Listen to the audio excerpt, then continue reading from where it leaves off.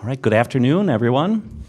Thank you. It is Monday, August 12th, 2024. It's just after 5:30 p.m., and this is a public meeting of the School Board of West Bend Joint School District Number 1. More than 24 hours prior to the meeting, notice of the time, place, date, and subject matter of this meeting was posted at the entrance doors at the Education Service Center and on the district's website. It was also sent to the West Bend Community Memorial Library, Daily News, WRYU, the Milwaukee Journal Sentinel, and other media sources that have requested notice of our meetings. I'm going to pause just to ask Superintendent Wimmer to confirm that this meeting was properly posted. Yes, it was. Great. Thank you. Please rise and join me in the Pledge of Allegiance.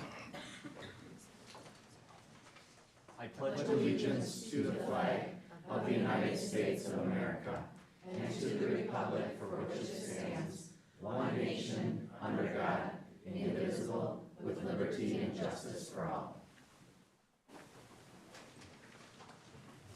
Thank you. We recognize a quorum of our board with all 7 members present at this meeting. Next on our agenda is to approve the agenda, which was provided in advance. I would move to approve this agenda. Is there a second? Second. Thank you, Kelly. We have a motion and second to approve the agenda. Any final discussion? Hearing none, all in favor, please say aye. Aye. Any opposed? All right, thank you. That motion carries. We move now to the public participation portion of our meeting, and I have a number of comment cards. I got some in advance, and I number them. We have 16 tonight, and so we give each participant up to 3 minutes to speak, but Board Policy 187 sets an overall limit of 30 minutes on the session. It's up to the board, though, to consider, if it wishes, to extend the period of time for public participation. I would move to extend the amount of time for public participation to accommodate all 16 speakers at no more than 3 minutes each. Would there be a second? Second. Thank you, Chad. Motion and second to extend the time for public participation to allow all 16 speakers up to 3 minutes each. Final discussion. Hearing none. All in favor, please say aye. Aye. Any opposed? Thank you. That motion carries. So I will now proceed with the required announcement for Board Policy 187. We have come to the public participation portion of our agenda. Board Policy 187 prescribes the nature and procedures for this segment. I summarize the policy at this time, but copies of the policy are available in the back of the room, and I urge you to familiarize yourself with the policy in its entirety. Residents of the district, parents and guardians of children in district schools, and employees of the district may participate. Participants desiring to address the board should obtain and complete a participant comment card near the entry and turn it over to the president prior to the meeting or when allowed by the president. Participants may comment concerning an agenda item or a non-agenda item. Each participant will be called to the podium and given 3 minutes to speak. The participant must state his or her name and relation to the district. This information will appear in the minutes of the meeting. The board will not engage in debate concerning the remarks or take immediate action. The board may refer the matter to the superintendent, a committee, or take the remarks into consideration in future action. Board Policy 872 provides a formal process for citizen complaints, and Board Policy 520 provides a formal process for employee complaints, and the board recommends use of these procedures as they guarantee a fair and timely response. I'll now invite participants to speak. There's a visible timer behind me to help manage your time, and given the number of participants, I will alert who is going to be speaking and then who is on deck. And to help ensure that all participants are heard and that this meeting runs efficiently, I'd ask that everyone please abstain from conversation, comment, or applause during or after public participation comments. I'll now invite participants forward. Our first speaker tonight is Melissa Worth, and on deck is Denise Linus. Thank you, Ms. Worth. All right, so you indicated on your comment card that you are a resident and a parent or guardian and an employee in the district. Is that correct? That is correct. Great. I'd ask you to state your name and if you could please, and then for the record, and then the next 3 minutes will be yours. Perfect. Hello, my name is Melissa Worth, and I've been a teacher in the West Bend School District for 12 years. Tonight I'm speaking as a member of the WBEA. To say that I am entering this year with anxiety is an understatement. The district's decision year after year to reduce and limit teacher compensation and benefits without consulting those most impacted teachers is crushing the spirit of this district's staff. Each of the past 2 years, just days before the deadline to submit contracts, teacher benefits have been reduced, changing the terms of the contract significantly without the input of teachers. The timing of these changes is no coincidence. Notification was sent to school emails hours after the school year had ended, when teachers are no longer obligated to check their email. This gives the appearance of trying to pull one over on teachers and has led to a toxic environment of mistrust. We have lost many excellent teachers due to this environment and will likely start the year with unfilled positions due to resignations of teachers that have placed their own mental and emotional health at the forefront and said, enough is enough. We learned just 4 short years ago that the importance of people staying home when sick. This new policy not only encourages staff to attend school when they are not feeling well, it rewards it and punishes those who prioritize their personal, family, and students' health. I experienced influenza several years ago that required me to stay home from school for 6 days. Midweek, I tried to come to school because making sub-plans was overwhelming and the education of my students was important to me. I felt I needed to be in my classroom, but my caring colleagues told me I needed to rest and recover or I would be out longer. This one incident was 6 days and would have left me only 2 sick days to use for the rest of the year with our new policy, an unrealistic number with 2 children very young at home. Our HR director will say, I could just use FMLA, but FMLA requires expensive doctor visits and time-consuming paperwork, and even then is not a guarantee. What if FMLA is not granted? Am I paying the district thousands of dollars for deduct days if one or both of my children catch the same flu? Or are my children just gonna have to go to school sick because my family can't afford the deduct days for me to stay home with them? What problem is Mr. Hansen trying to solve by limiting teacher sick time? Yes, there is a sub shortage because there is also a teacher shortage. Taking away even more benefits from teachers is going to make that problem worse, not better. Yes, there is a budget shortage. This cannot continue to be solved on the backs of teachers, as this just drives more of us out of the district. Yes, it is better for the teachers to be in their classrooms over subs, but an unhealthy teacher spreads germs to other teachers and students and is not as effective. I'm a parent in this district as well. I do not want my children exposed to sick teachers who feel they have to be at school because they are out of sick days. So please, ask yourselves, are these last-minute changes to employee benefits actually helping those who are affected most by them? Are they doing what is best for the employees and therefore what is best for kids? We do not think so. Thank you. Thank you for your comments. We invite forward Denise Linus, and then on deck is Angie Doric Jagger. And Ms. Linus, it says here you're an employee of the district. Is that correct? Yes. Great. If you'd please state your name for the record, and then the next 3 minutes will be yours. My name is Denise Linus, and I'm currently entering my 33rd year of teaching in the West Bend School District tonight. Tonight I'm speaking as a member of the WBEA. In 32 years in the district, I've done everything that's been asked of me. When the district wanted teachers to earn CLS certification, I was one of the first to pursue it. When district administration asked to bring community members into the classroom to show the quality of education that we had for our district, I readily offered up. I gave an enthusiastic yes every time. When the district needed people to step up as leaders in our department, in our buildings, and in our district, I volunteered. I have pursued extra credit, degrees, certification in order to help develop the program that has helped give our district its name. And instead of showing gratitude and respect for this work and effort, the district has seemed to go out of its way to make me feel unvalued and disrespected. In the last few years, the district has given lower pay increases to experienced teachers, as if having experience and success in the classroom has become a bad thing. Staying in the district has meant a loss to take-home pay for me and my family when compared to inflation, which serves as a punishment for staying as opposed to rewarding those of us who have gained additional experience and training and have chosen to stay in the district and share that additional advanced skills with the district and its family. In addition to these losses in pay, we continue to experience losses in benefits, such as the HR money last year and the change in more expensive insurance this year with less coverage. And now the district is changing our retirement benefits, which means a loss of thousands of dollars a year for teachers who have been in the district 20 plus years, as such have I. Our insurance benefit, retirement benefit, and sick days are all benefits that were promised to us in exchange for work in the district. I put decades of time and effort into fulfilling my end of the bargain, and I'm wondering why the district doesn't feel the need to uphold their end as well. If you've made a promise to your employees, you should be abiding by it. Finally, I'm concerned that all these benefits that keep being taken away year after year are going to start to impact the district and the quality teachers that they have. Once my generation is gone without these benefits, who's going to be left? I have thoroughly enjoyed my years teaching. I really have, and I'm proud of the work I've done to help this West Bend School District build and maintain the reputation within this state. But an important part of being a destination for students and families is also a destination for teachers. And I think all of these changes to benefits and compensation is doing exactly the opposite of that. This district needs to find ways to value and support its experienced teachers rather than downplaying our worth and making it feel like finding ourselves in this situation is not going to be beneficial. Thank you. Thank you for your comments. We invite Angie Dvorak-Jagger to the podium, and Jodie Lof will be on deck. And Ms. Dvorak-Jagger, it says here you are an employee of the district. Is that correct? Correct. Great. If you please state your name, and then the next 3 minutes will be yours. My name is Angie Dvorak-Jagger, and I am a teacher at Silverbrook.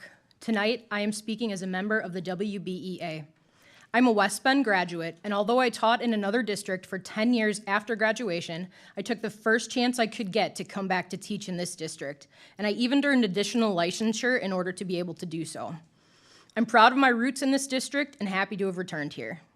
However, I, along with many of my colleagues, am concerned about some of the reductions in our benefits, including the recent loss of autonomy over the use of our sick days. We earned these days, and we should be able to use them at our discretion. I'm concerned that this new policy is going to make it harder for teachers to take care of themselves and their families. 8 days can go fast, especially if a particularly bad flu starts making rounds, and teachers will be left deciding if they should stay home with their fever or come to school anyhow because they need that extra day later in the school year. HR's response is that we can just get FMLA, but FMLA requires doctor visits, extensive paperwork, and approval, which is not a guarantee. Teachers are already overwhelmed, but instead of actually addressing this, the district passes a policy that puts even more on our plates, with additional doctor visits, paperwork, and stress. This new policy could be the breaking point for many of our staff. The district tells teachers to take care of themselves and their mental health, but then locks away your sick days so that we can't, in fact, do that. It's a contradiction that many of us are struggling to understand. Instead of taking measures to actually improve the mental health of our staff, this policy adds to the anxiety of teachers, which is already taking a toll on us, and the school year hasn't even started yet. Teachers need open access to these sick days we've earned, and we want to be able to take care of ourselves and others, including the students in our classrooms each and every day. Please consider amending this new policy so it supports teachers and their hard work rather than impeding it. Thank you. Thank you for your comments. We invite forward Jodie Lof, and on deck is Laura Cusick. And Ms. Lof, you've indicated you're an employee of the district. Is that correct? I most certainly am. Great. If you'd please state your name for the record, and then the next few minutes are yours. Good evening. My name is Jodie Lof, and I'm a district employee speaking to you as a member of the WBA. First, thank you for this opportunity to speak, and I appreciate your countless hours serving as a board member. I, too, attend the board meetings, in fact, for the past 3 years. I often hear your appreciation and thanks for teachers and how much we are valued. However, the constant eroding of our health care, compensation, and now sick days are so discouraging. Are we ever worth the cost of living increase? Can there ever be a year where our health care doesn't cost more and now our sick days are being impacted as well? As I sit here every meeting, many times you only hear the side of the story that is shared with you. Also, the serious changes continue to be added to board agendas last minute. The document for the June 3rd meeting was not on board docs until 50 minutes before that meeting, 4:40, because I checked numerous times that day. I was raised across the street in a conservative home, and I appreciate your conservativeness when handling taxpayer dollars. I'll be honest, it feels like those are more important than cuts to salaries and our health care. I didn't become a teacher to be a millionaire, but the constant change is so discouraging. Thank you. Thank you. We invite forward Laura Cusick to the podium, and Alison Guzan will be on deck. And Ms. Cusick, it says here on your card that you are both a resident and an employee of the district. Is that correct? That is correct. Great. Yes. If you could please state your name, and then the next 3 minutes will be yours. Hello, my name is Laura Cusick, and I have been a teacher at the West Bend School District for 11 years, and I am also a graduate of this district. Tonight I am speaking as a member of the WBEA in regards to the policy regarding absences that was sent out in June. Our new policy has 8 sick days and 5 long-term leave days. From my understanding, this new policy was created because the district felt our teachers were using too many of our earned illness days. I am still very unclear how this new policy is going to fix that problem. Wouldn't it be best to address those who the district administration feels are overusing their illness days instead of being punitive with this policy? I am speaking from personal experience today. I have 2 autoimmune diseases that I have 5 different doctors for. I do the best I can to schedule my appointments during summer. Unfortunately, a lot of my follow-up care is every 3 or 6 months, and it must be done during the school day. I make my appointments early, use an hour or 2 of sick time, and our building sub, so I do not disrupt my students' learning. And seeing my doctors, I'm able to keep myself healthier by being treated. I have now been informed that I can either fill out FMLA paperwork for all of my doctor appointments or have the appointments come out of my regular sick time. There is a new part to this policy that if you use less than 3 sick days, you qualify for another personal day. I think that has been created and probably will very rarely ever be used by an employee. In order to have this chance for it to be even possible for me, I would have to fill out FMLA paperwork. This is a huge expectation for the staff to now have to do every year if they are in my situation. Also, it makes HR aware of staff's personal medical conditions. There is also a lack of education pertaining to FMLA with our teachers. This policy was announced when summer had begun and making it difficult to have face-to-face meetings with HR to have questions answered. In the last newsletter from Jen Wimmer in the HR section, there was a very small paragraph about medical leave, and if you are not familiar with FMLA, it could be very confusing.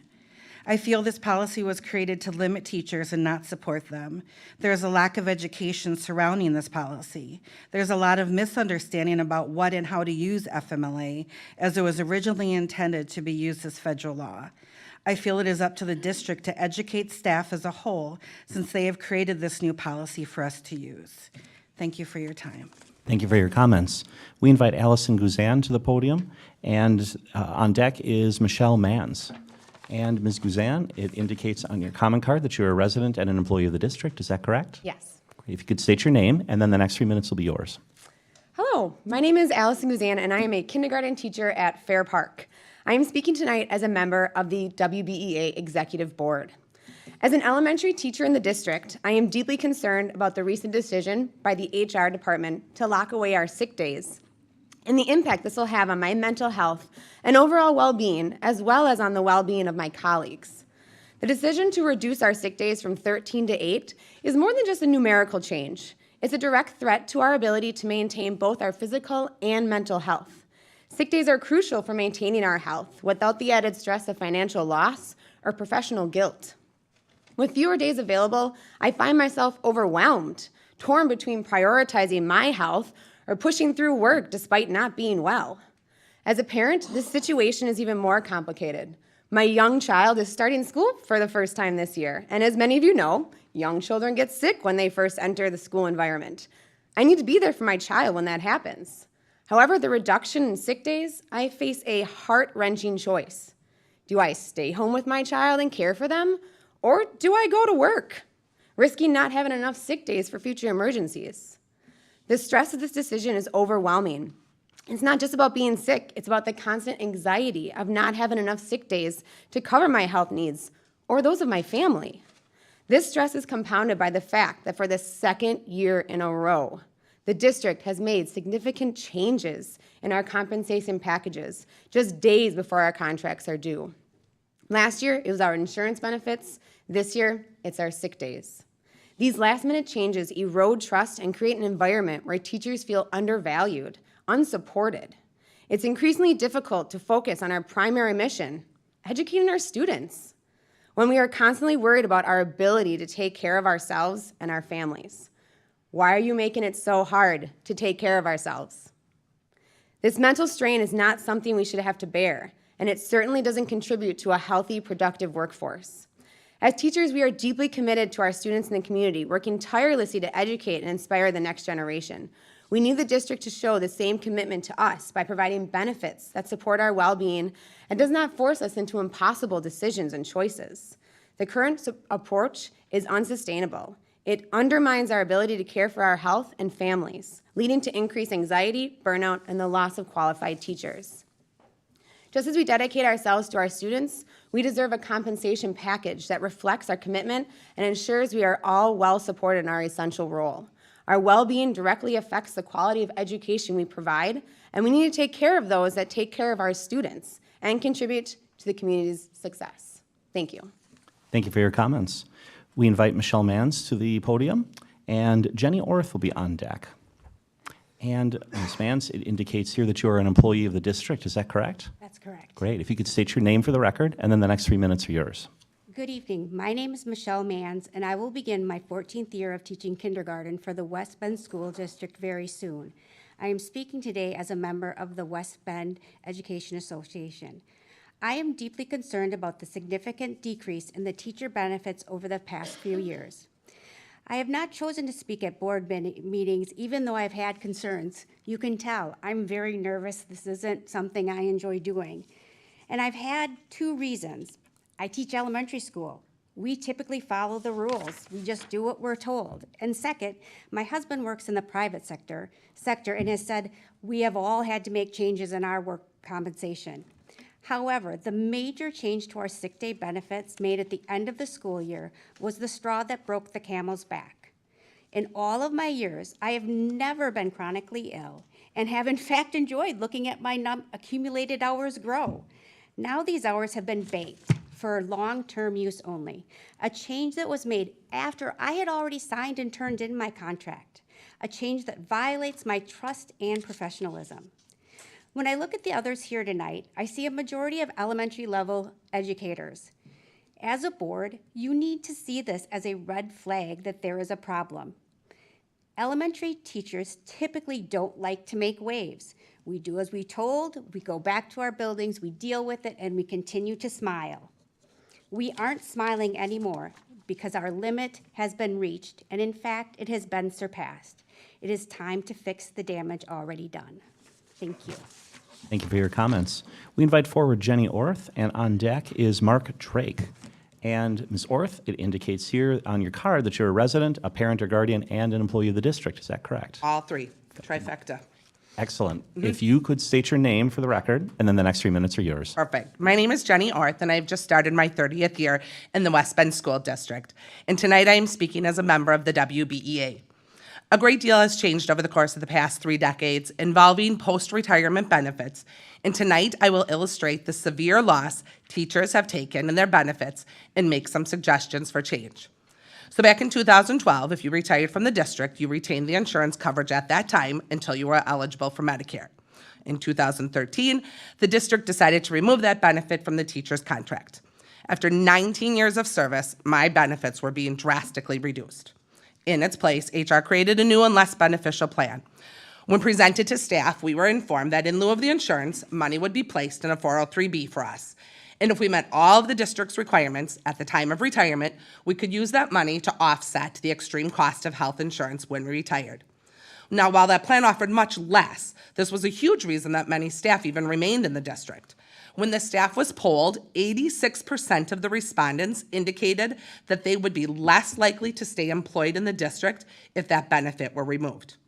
Annual contributions amount varied for staff members, but for an employee in my age and experience category, we were told that if we retired at the age of 57, we would have roughly $85,000 in this account.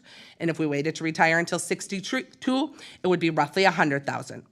My husband and I watched these numbers carefully, and when meeting with our financial advisor, used those numbers to help us plan for retirement.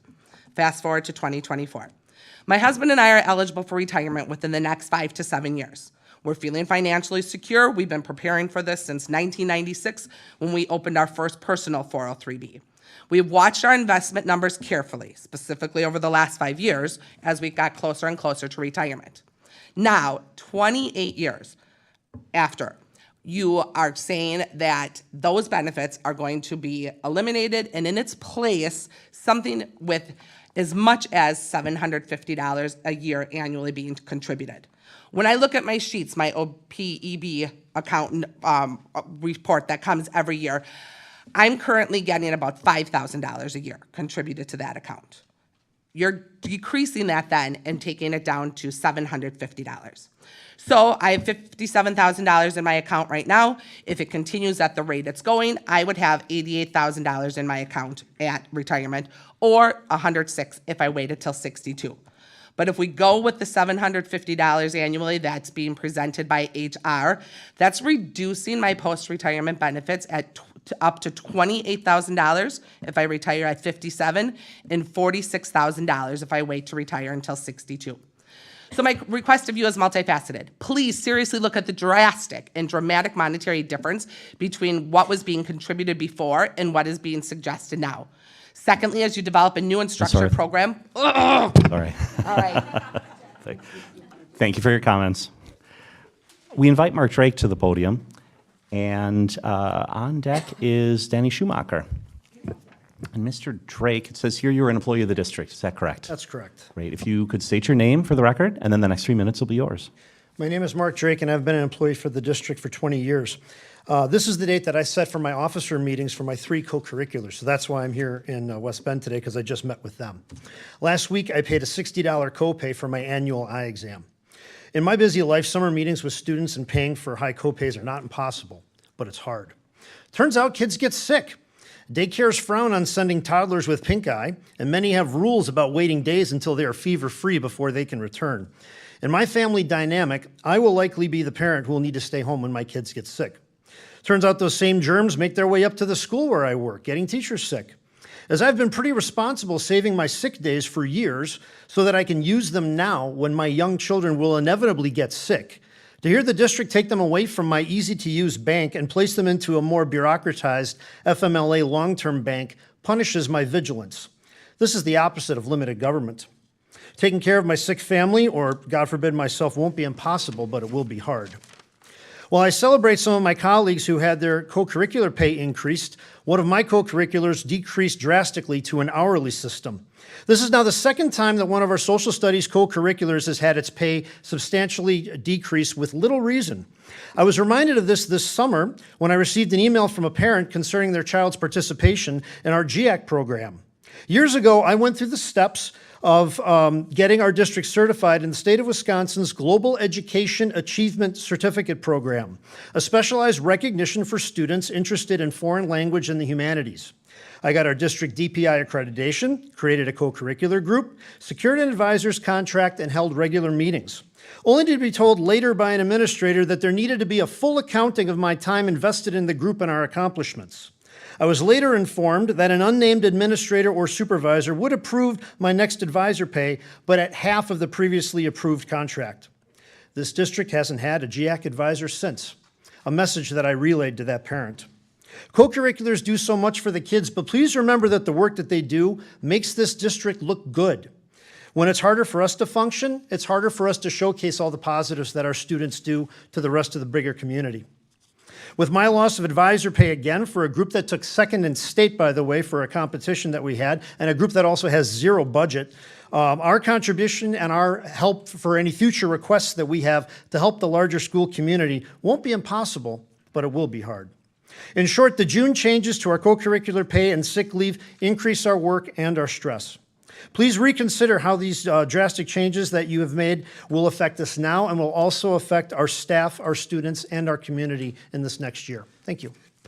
Thank you for your comments. We invite forward Danny Schumacher to the podium, and McKenna Orth will be on deck. And Ms. Schumacher, it says here you're an employee of the district. I Is am that also correct? a resident. I And a should have resident circled of that one too. Excellent. I'll note that on here. Thank you for confirming that. If you just state your name for the record, and the next 3 minutes will be yours. Thank you. My name is Danny Schumacher, and I've been a teacher in the West Bend School District for 10 years. Tonight, I am speaking as a member of the WBEA. I always wanted to be a teacher, even when conversations with others turn from the innocent, what do you want to be when you grow up, to the practical, you know they don't make a lot of money, don't you? My choice never wavered. I knew about the challenges that I would face as a public educator, from lack of resources to the lack of respect from those who view us as nothing more than glorified babysitters. Yet, I've always been told here in West Bend how much we are valued and how much our expertise and care is invaluable to the people in this community. So, when changes to sick time and retirement benefits are made as many of us unplug to recharge for the summer, it truly is a slap in the face. If teachers matter, then communication regarding these important issues shouldn't have happened during the summer. If teachers matter, then our hard-earned sick time would not be held hostage. If teachers matter, then show us that by respecting and honoring the few professional benefits we have. Thank you. Thank you for your comments. We invite McKenna Orth forward to the podium, and Jodie Valerian will be on deck. And Ms. Orth, it says here you are a student in the district. Is that correct? I am. Great. If you could state your name, and then the next 3 minutes will be yours. Hello, my name is McKenna Orth. I will be starting my senior year at West Bend East this fall. I have been a student of the West Bend School District for the past 14 years and have felt nothing but pride for the district I call home. I have loved my educational experience all throughout the years. I have been gifted with extremely talented, dedicated, and caring educators. I've taken full advantage of everything the West Bend School District has to offer. I am currently a captain of the West Bend East girls tennis team, president of student council, and president of Dolphins, the West Bend High School swim team. I participate in other activities outside of the district as well, and I've had nothing but wonderful things to share with my peers from other districts. I have always been extremely impressed with the way administrators and supervisors have treated the students of the district. Serving as president of student council, I've experienced this firsthand with numerous meetings with Mrs. Potter, Mr. Dahl, and Ms. Wimmer, and all the other educators I have worked with. With that being said, you can imagine my surprise when I hear my parents, both veteran educators of the West Bend School District, talk about their treatment they've received with the changes made to their benefits. Prior to the 2024 and 2025 school year, 13 sick days a year were a part of the full-time teachers' signed and agreed upon contract. For families like mine, a 6-person household, these days were used up quickly over the years. If I was sent home from school with a fever and my mom had to come pick me up, she would miss a minimum of 2 days of work because the district policy of being fever-free for 24 hours before returning to school. If all 4 kids in my family were just to get sick once, my mom would have already exhausted 8 sick days. In the new plan the district shared with its staff after the school year has already ended, the 13 sick days are no longer available for the employees to use when daily illnesses occur. Instead, the district is holding 5 of every 13 in a bank that can only be used for long-term illnesses or family medical leave. On top of that, any banked sick days from previous years are being placed in the long-term illness account as well, even though those days were earned and negotiated under a previous contract. So let's go back to the scenario I painted for you before. All 4 kids in my family would only need to get sick once for my mom to miss 8 days of work. Now, when she gets sick herself, she is out of sick days to use, forcing her to go unpaid even though she has negotiated the sick day bank. Well, I fail to understand the logic of the current changes you are proposing. What you do from here on out is one thing, but I am struggling to understand is how you can take sick days from staff that they have banked from previous year's contracts, documents that were signed and agreed upon by both the district as well as the employee, and change them from sick days to long-term illness days.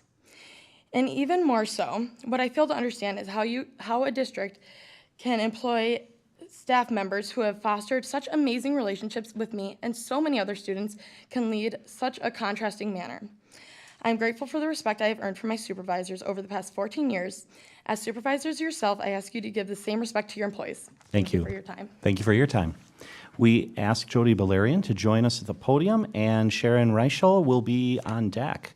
And let's see, Ms. Valerian, it says you're an employee of the district. Is that correct? I am. Great. If you could state your name for the record, and then the next 3 minutes are yours. Okay. I'm Jodie Valerian, and I have been a teacher in this district for 32 years. Tonight, I am speaking as a member of the WBEA. I am speaking to express my profound disappointment with the recent proposed changes to the Employee Retirement Benefit Program and sick leave policies. These changes have significant implications for teachers and raise serious questions about priorities and fairness. Retirement benefits. The new plan proposes a $500 annual benefit for employees with an additional $250 matching option from the district. However, The district's contribution is not guaranteed, as it depends on the ability of employees to contribute out of pocket. For many teachers with 15 or more years of experience, this could result in a substantial loss in compensation. This comes at a time when the district has not funded our current benefit despite maintaining a consistent surplus in the Fund 10 balance. It appears that our funds are being used to balance the district's budget rather than supporting the employees who have dedicated years of service. Sick leave policies. Additionally, the recent changes to how unused sick leave is managed, specifically the conversion to FMLA days, are concerning. The U.S. Department of Labor specifies that FMLA is intended for serious health conditions, childbirth, or the care of an immediate family member who has a serious condition. It is not meant to cover short-term illnesses like the flu or the common cold. By redirecting unused sick days or unused sick leave to FMLA, the district is effectively eroding a benefit that teachers have earned through their dedication and hard work. This policy change seems more punitive than supportive, further heightening financial strains for employees who are already dealing with increased medical costs and the removal of HRA dollars, administrative practices. Furthermore, the district's approach to addressing absenteeism and policy enforcement seems disproportionate. The large human resource team, which has not been scaled down despite a reduction in student population, appears to be primarily focused on policies that adversely impact teachers rather than supporting them. This ongoing erosion of salary and benefits, combined with an environment that undermines trust, creates a message of instability and unfairness. It signals to current and potential teachers alike that the district's commitment to its employees is unreliable. The current course of action is undermining the trust and goodwill that teachers have built through their years of hard work and dedication. I urge you to address these critical issues with the seriousness they warrant and to take steps to restore confidence in the district's commitment to its employees. Thank you. Thank you for your comments. We invite Sharon Richel to the podium, and Robert Richel is on deck. And Ms. Richel, you indicated that you're a resident of the district, is that correct? I am a resident of the district, but tonight I am speaking on behalf of Kristen Becker, who is a parent, a resident, and a teacher at West Bend High School. If you could just, I'm sorry to interrupt, if you could just state your name for the record. Oh, We just my have to name is get that Sharon official Richel. thing out of the Yes, way. Sharon Richel. And the next 3 minutes are yours. Yes, and also Kristen is speaking on behalf of WBEA. I am very concerned about the unilateral changes the district has made to teacher sick leave. To begin, these incredibly significant changes were buried within links in a district newsletter sent out to staff after the school year had ended and teachers had already turned in their contracts. The timing felt very intentional, as teachers are not required to read emails during the summer. And based on how far one had to dig to find the information, it also felt intentionally lacking in transparency. I, as well as my colleagues, were absolutely blindsided by this new information. Furthermore, limiting staff to 8 sick days per year feels punitive. Personally, I've invested 23 years in this district using my sick days sparingly, but knowing that I have earned and thus accumulated a significant bank of days for situations that may unexpectedly arise.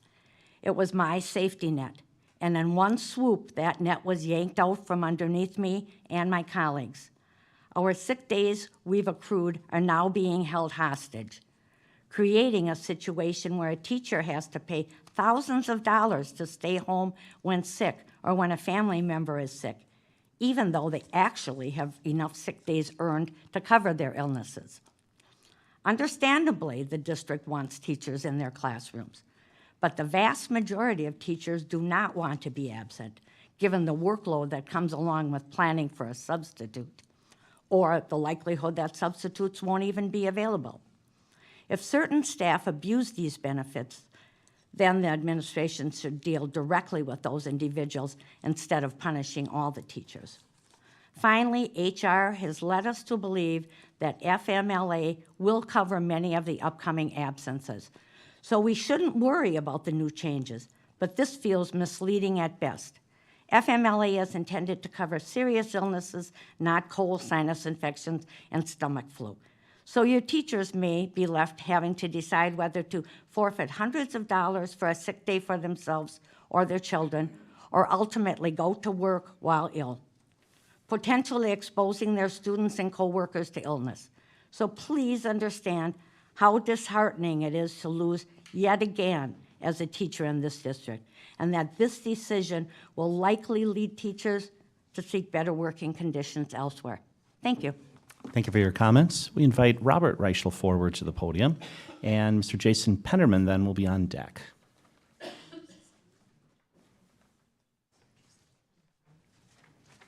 And Mr. Richel, you indicated on your card that you're a resident of the district. Is that correct? I live in the town of Trenton. My name is Robert Richel, and I'm here speaking on behalf of Nikki Williams, who is a 24-year vintage, yes, she said this, yes, vintage instead of veteran, special education teacher with the West Bend School District. The following are Nikki's words. I am speaking as a member of the WBEA. I started my career in the West Bend School District because I am an alumni who believed in the community and strong education our system offered students. I want to share my concerns about the continuing decrease in benefits without an adequate and consistent increase in pay to cover the cost of living.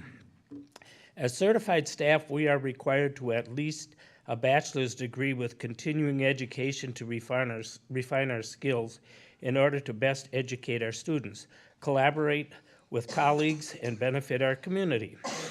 As educators, we know the importance of learning as much as we can, so many of us continue to take classes, get master's degrees, alternate educational degrees, etc. Despite our dedication and loyalty to continue our education and remain with the district, we continue to be underappreciated by the constant decrease in benefits, loopholes, hoops to jump through, and lack of consistent pay increases. The new policy regarding our illness sick days is a prime example. This information was shared out after the school year was over, when many staff members take a much-needed respite from work-related things such as emails. When we try to participate in committees such as the Benefits Committee, our voices are silenced. If we are allowed to share our thoughts, we are left unheard, but are presented to the board as if we were partners, or at least heard during the committee meetings. This is evidently untrue because we would have shared ideas to help not only maintain the staff's benefit, but also help cost efficiency. Staff who are single parents helping take care of their elderly parents or their own children, or have a chronic health condition, are in essence being punished for situations outside of their control, while they demonstrate consistent dedication to this district and community. Having to file for FMLA in order to use our earned illness days is not as easy as one may present it to be. I have personally had to do it several times, and depending on which doctor we have, there can be even more hoops to jump through, just to take care of ourselves and our families. This added hoop jumping causes increased anxiety for district staff whose occupations are inherently stressful enough. Please consider how these changes negatively affect the staff and how we can truly work together to create situations that are equally beneficial. Thank you. Thank you for your comments.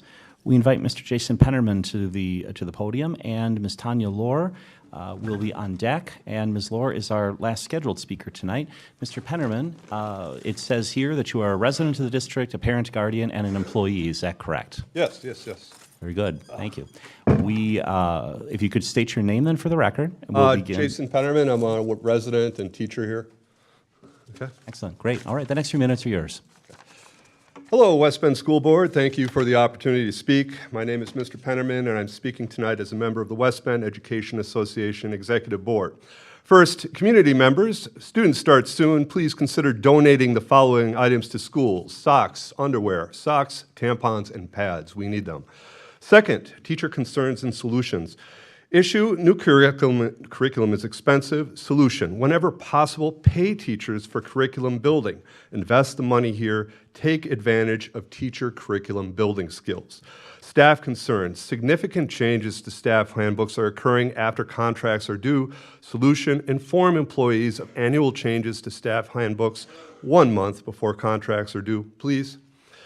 Budget problems, student programming reductions, and the district's inability to provide teacher and staff salary adjustments that match inflation. Solution, a $5 million or smaller operating budget referendum. Justification, West Bend School District pays out $5 million for voucher private school students, around 5% of our budget for parent choice.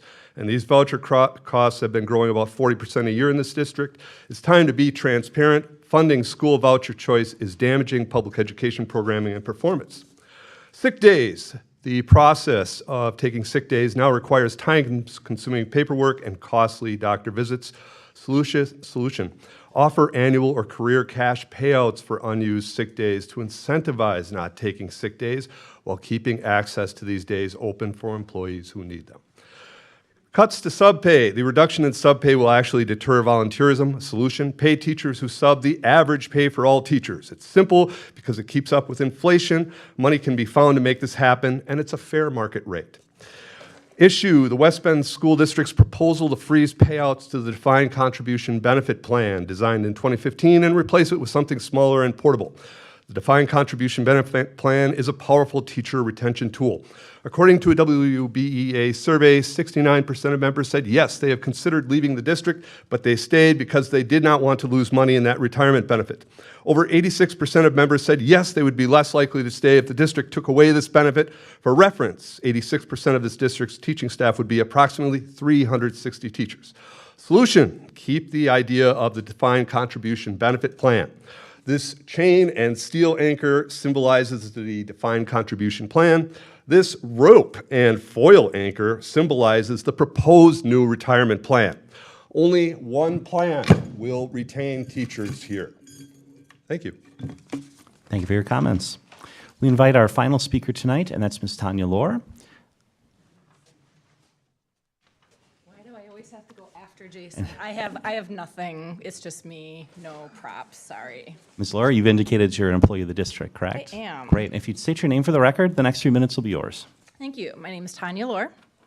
I've taught in the West Bend School District for 25 years. Tonight I'm speaking in my role as the president of the WBEA.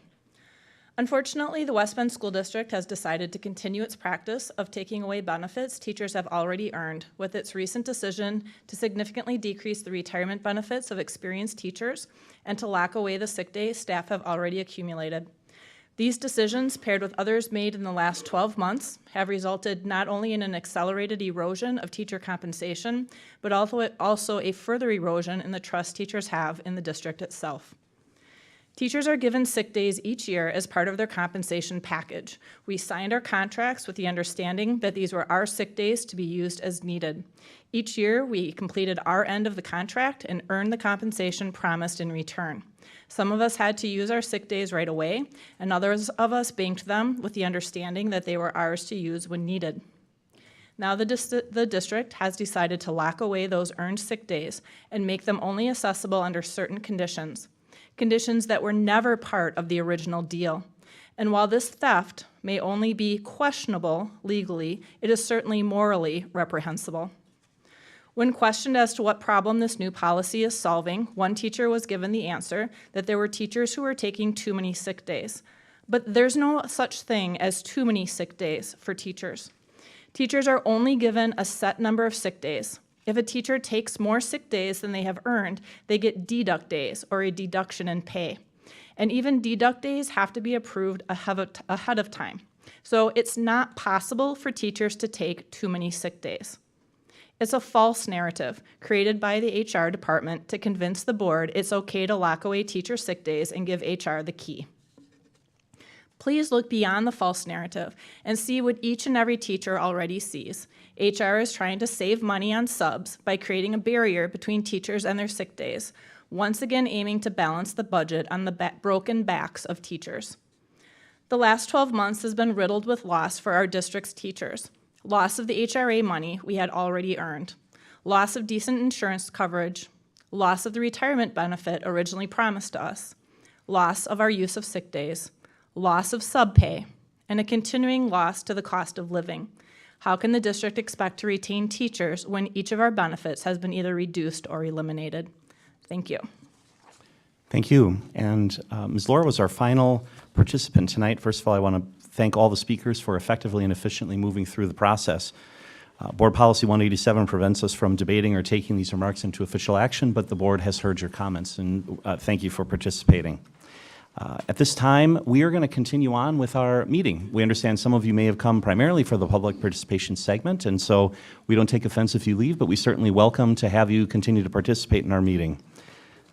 Just pause for a moment as some individuals clear, and I will collect my notes.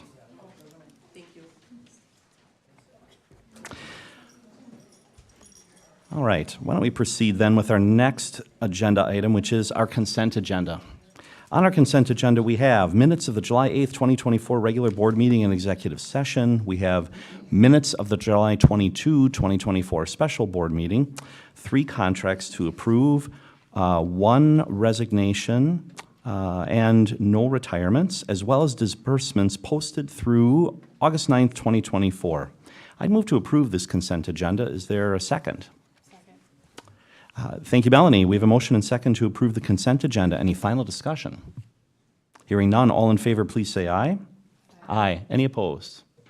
Thank you. That motion carries. We move then to the reports section of our agenda, and our first report tonight is the 2023-2024 Student Engagement and Behavior Report. And Ms. Emily Melstrand is already at the podium. Ms. Melstrand is our Director of Student Services. Good evening to you. Good evening. Thank you very much for the opportunity to come before you tonight and present our end-of-year data related to student engagement and behavior. This is pretty important to me and to our system. We have made a commitment to the school board and to our community that we would do this presentation a couple of times annually. We do it at the end of the first semester, and then we will follow up at the end of year with kind of a summary of our progress on the year, and that is why I am here today.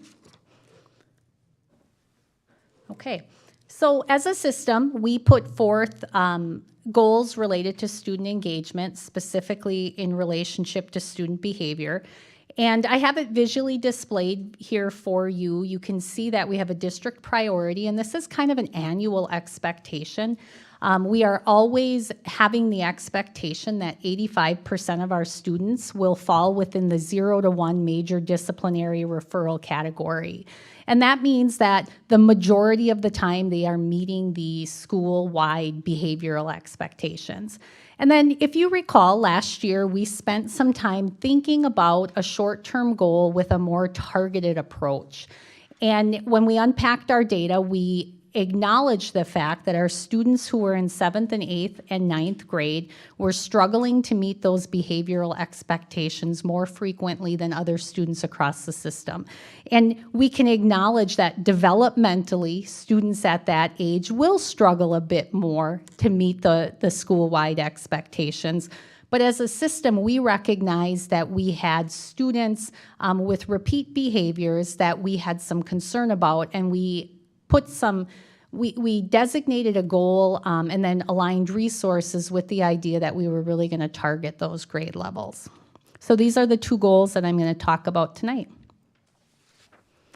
Before I do that, I think it's important, I know this is review for some of you, but I think it's important that I provide this context for new school board members, but also so that our community members watching from home have an understanding of how we track our disciplinary referrals as a system.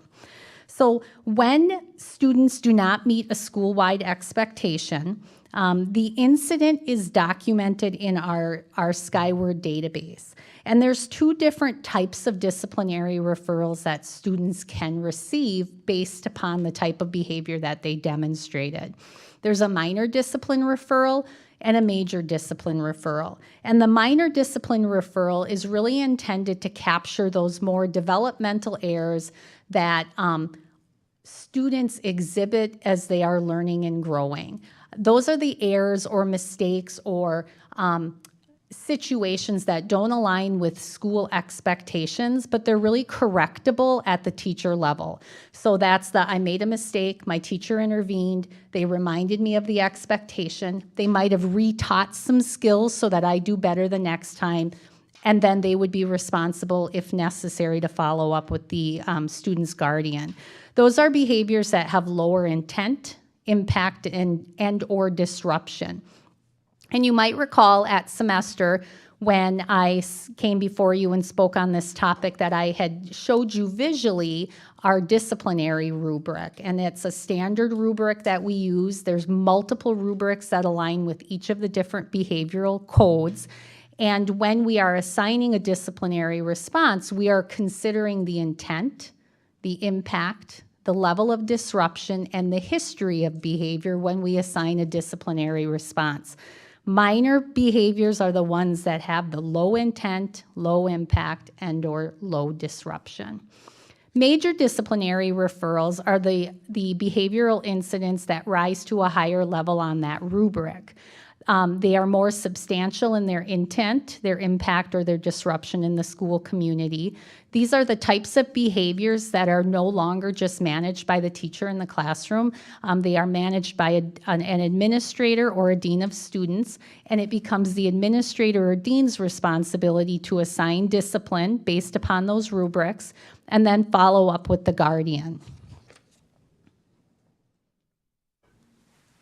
So just kind of a quick reminder, I think this is important because sometimes we hear the word major and we assume that major is capturing those more serious behaviors that just kind of come to our minds when we hear that word, things that are related to drug and alcohol use, fighting, those types of things. And it's important for me just to kind of reorient our community and the school board that major behaviors can actually include a lot of things. Some of those very, very serious things, but it can also be used when we have a student who's being tardy for class multiple times, who isn't responding to redirection and putting their cell phone away, and they've had a third or a fourth violation. So I just wanted you to have that context of the range of behaviors that fall within that category.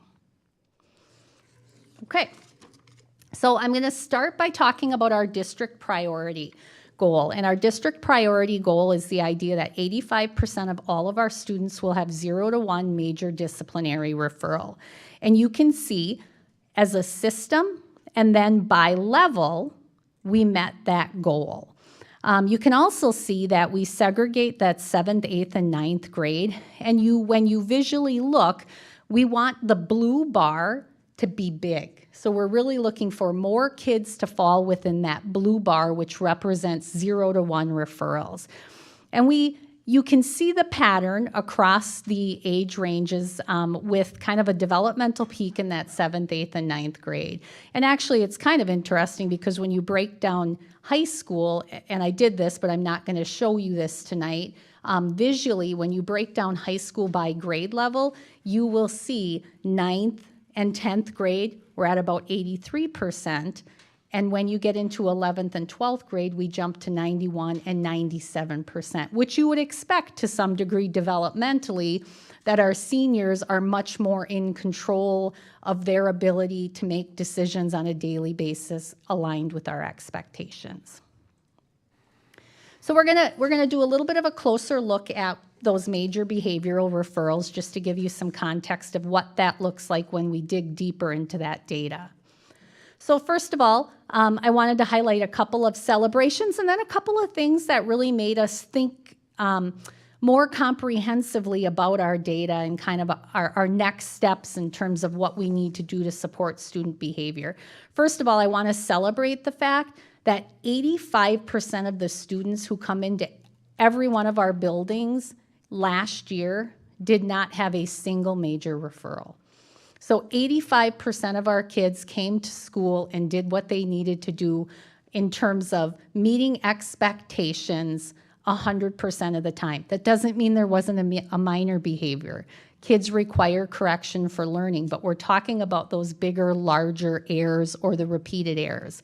6% of our students had one major referral. And then I'm going to actually jump down, and then I'll come to the center two items. 95% of our kids did not engage in any kind of physical contact, and that includes all levels of physical contact. When I spoke to you at the end of semester, I talked about different levels of physical contact, and that particular category includes everything from I pushed you in line and I'm in kindergarten to I initiated a serious physical altercation. I wanted to mention that one of the things our district administrative team, my student services leadership team, and our WBSD Way team dug into a little bit deeper in relationship to physical contact was the idea of that code. And I want you to know, moving forward into next year, we've actually separated that code into two separate categories, one of them being physical contact and one of them being fighting. Because I think it's really important that when we report out on that data, that we're clear and accurate of when this is I'm pushing in line, or I'm stepping on the back of my friend's shoe in the hallway to do a flat tire, which is not okay because it's unsafe, but it's very different from initiating a fight. So expect that will be an improved way of providing clarification for you and for our public in the upcoming school year.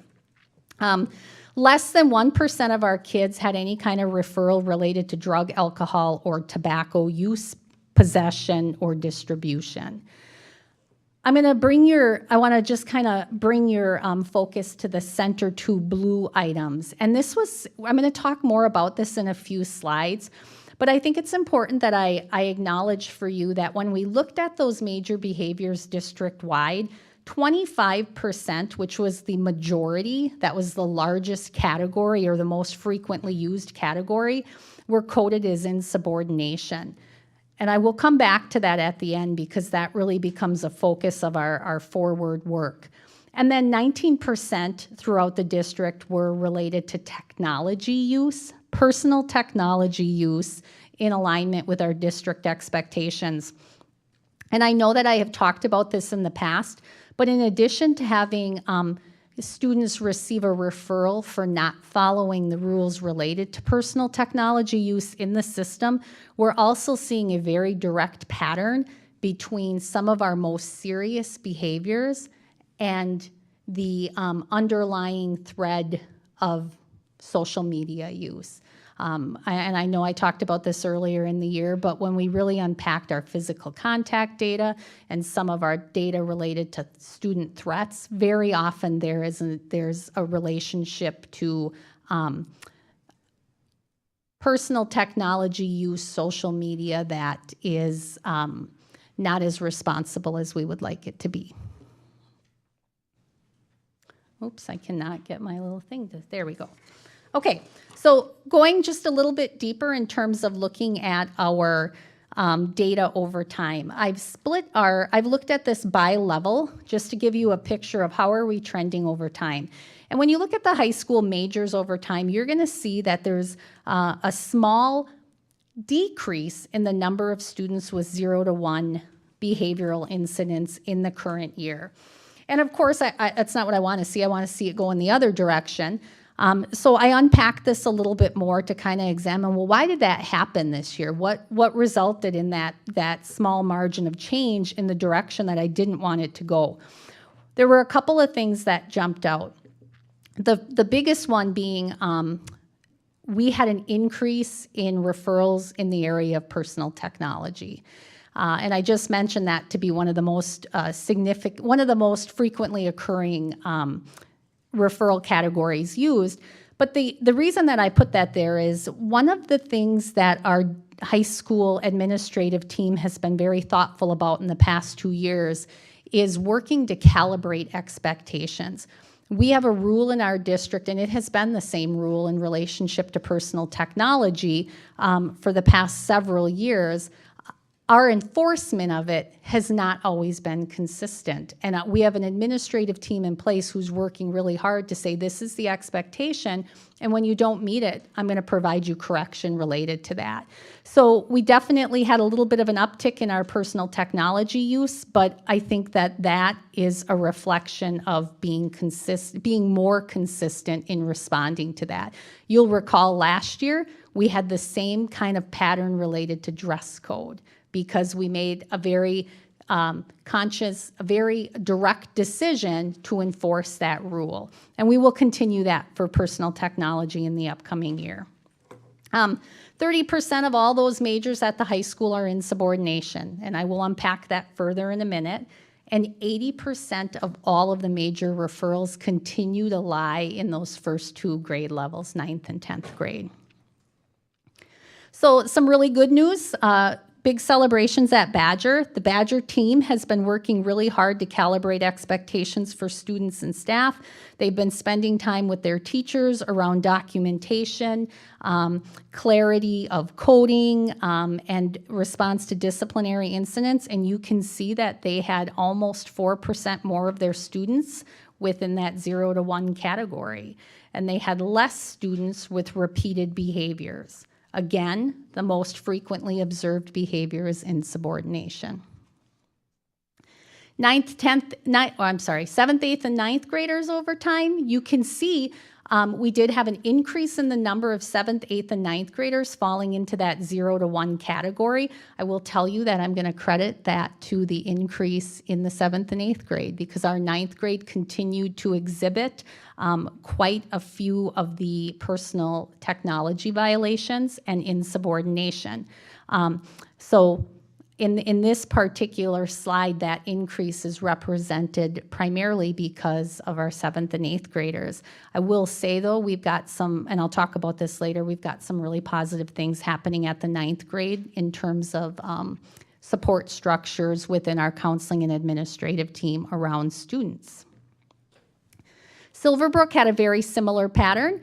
They actually had almost, 5.5% more students falling in the 0 to 1, leaving them at 92% of their students with 0 to 1. And again, decreasing the number with 6+ or those repeated behaviors. And they almost had 85% of their student body with 0 major referrals.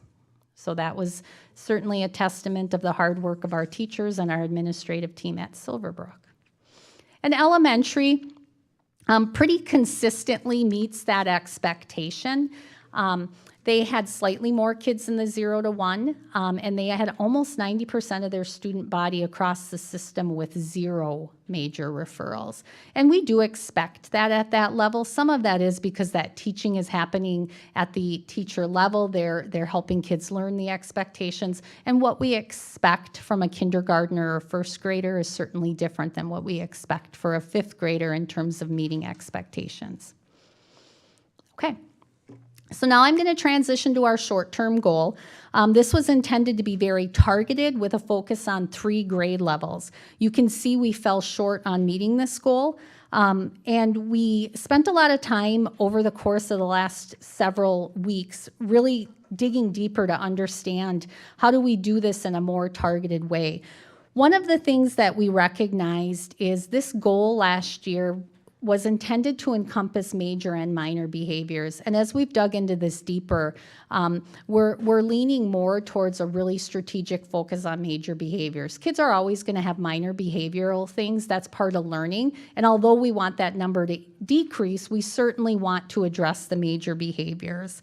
So as a team, the other thing I should mention is that, again, when we look at all of this data combined, our 7th, 8th, and 9th graders accounted for 37% of all of our major personal technology violations in the district and 40% of our minor tech violations. So that personal technology use continues to be a factor there.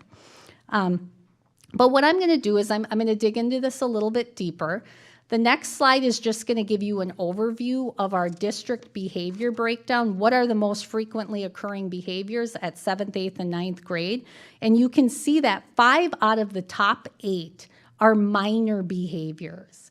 And when we set a goal where we're looking at all minor behaviors and all major behaviors, we're really looking to improve everything simultaneously. And so as a team, we started thinking about how do we become more targeted? Because in order to be really proactive in our teaching and our instruction, we have to have a really targeted goal. So our administrative team spent some time this summer looking at all of our behavior codes and aligning them to our WBSD way pillars. And I apologize, the visual goes away in here when I download a PDF. But we have 4 primary pillars in our WBSD way. We have the be ready to learn, be responsible, be respectful, and be safe. And as a team, we went through and we took all of our different behavioral categories and we aligned them within one of our pillars. And we did that because we were looking to see, is there an area of focus that is more specific that we can have a more significant impact on in our school community? So when we did that, and then we started to look at our major behaviors, we started to see a pattern emerge that the majority of the behaviors that were repeated were falling within the be respectful category. And I don't think that that's surprising to anybody. If you talk to our teachers, if you talk to our administrators, those behaviors of respect, disruption, insubordination are the ones that we're seeing most frequently. I did want to comment in the be safe pillar that, these are kind of our big, more serious behaviors. The most frequently occurring behavior within that pillar is physical contact, and 41% of all of our physical contacts are occurring at the elementary, the majority of those being in kindergarten and first grade. So this is just capturing major behaviors. We actually did this for every level, every building, and we broke it down by major and minors, and we saw a consistent pattern. When I look at major and minors, you can see again, when you look at behaviors that have occurred 0 times, once, within the 0 to 1 category, 2 to 5 or 6 plus, the area that becomes most elevated is be respectful. And so we took those 6 behavioral codes within be respectful, and we unpacked it another layer, and what we found system-wide is insubordination is the area that is most frequently occurring in our schools. And with that, I had a couple of things that I wanted to highlight. So absolutely be respectful is the area that we kept coming back to, and we kept coming back to that with the focus of, if we can impact this area, we impact our whole school community. And if we can help kids respond to direction and redirection and correction more consistently, we will impact their ability to meet that expectation. I do want to say with that, less than 6% of our kids had more than one major referral in that pillar, which means that most of the time our corrective responses, our reteaching, our disciplinary action is resulting in change. But we still have this group of students, about 6%, who have repeated instances within that pillar. 41% of all of the major referrals in that category, again, are insubordination. So then what we did as an administrative team is we actually went in and we reviewed all of our insubordination. And we read through the descriptions and we really looked for patterns with the idea of, what's the lagging skill? Why are kids struggling with this? And there's a couple of things. Some of it is we need some better clarity around expectations. We need to make sure that our kids and our staff and our parents have the same or similar expectation. When I say disrespect, what does disrespect mean to me? What does it mean to children, to students, and what does it mean to parents? But the most common lagging skill, or the reason kids struggled the most, is they're struggling to respond respectfully to redirection and accept constructive feedback. And so when I think about it from a skill building standpoint, that's our area of focus. So just to kind of bring that together, I know that's a lot of information, but what that information did in that process of kind of unpacking the data in different levels and considering it across those pillars is it's given us a more targeted focus. And so as a system, as we go into next year, we will continue to set our priority that 85% of our kids are in the 0 to 1 range. That's an expectation that really aligns with the WBSD way and just normal development. We expect about 10% of our kids are going to need a little bit more, and 5% of our kids are going to need very targeted interventions. As a system, we're going to focus heavily on the Be Respectful pillar, and we're going to continue to focus on supporting 7th, 8th, and 9th grade in a more targeted manner. Some of the action steps or supporting strategies that we are working into our SIP plans or our site improvement plans relate to really clarity of expectation. Again, what I might think that is respectful as a teacher needs to match what students know as disrespect and as parents. We are going to work hard on proactive skill development through our WBSD way lessons and our just redirection and reteaching. We need to build students' ability to accept correction and redirection and problem solving. We have developed, and I will tell you, our secondary level has really worked hard on this in the last couple of years. Our elementary team is a little further along in this process, but Badger and the high school have put together some really clear data monitoring processes where they're able to isolate specific areas of targeted behavior. So they will be able to look at, in the pillar of Be Respectful, how are we doing? We're not waiting for kids to get to 4 and 5 instances of repeat behavior. We have data processes in place where we're catching them after 2. We're intervening with systems of support that are individualized. And the other thing that I'm really proud of that our administrators are consistently getting better at is the consistent and clear disciplinary practices. Our rubrics drive that in a way that we haven't had in place in the past, and it's creating really consistent expectations for administrators, but more importantly for kids. When they have the opportunity to walk through that and learn and understand that disciplinary practice, those rubrics support that tremendously. So those are our primary areas of focus. Any questions or feedback or suggestions? Board members, questions? John? I just have a couple, thoughts. So obviously you're talking about 7th, 8th, and 9th graders kind of being the, where some of the behavioral things are kind of a bigger issue. I was just wondering if it's kind of going over all the book stuff. Is this kind of a coincidental correlation between lacks of exposure to what we're exposing the kids to at those ages as we get past elementary school? I don't know if we've kind of looked into, obviously some of the book club selections that we have now. I mean, we've already discussed on, is it appropriate for kids to be talking about or reading about bullying or fighting or, some of these scenes that we're kind of depicting in a book like this, and is that actually really impacting some of the students? It kind of appears to be. Because I know some of those books do get a little bit more relaxed as we get into the Badger side. Second, I would be 100% on board with getting rid of phones in these schools. We need to have a check-in. If students do not need them, a lot of people grew up without phones in the schools. I think they're just becoming more and more of a problem. Get them. If you need to send your student with a phone, then check it in at the office. If they need to make a call, come down to the office and make a call. Otherwise, there's phones available at the office. I think we need to figure out a way to get the phones out of the kids' hands and stop the personal violations because it's unnecessary. Well, there's a way to stop it, an easy way. Yeah, so I will tell you, our student handbook has parameters around cell phone use.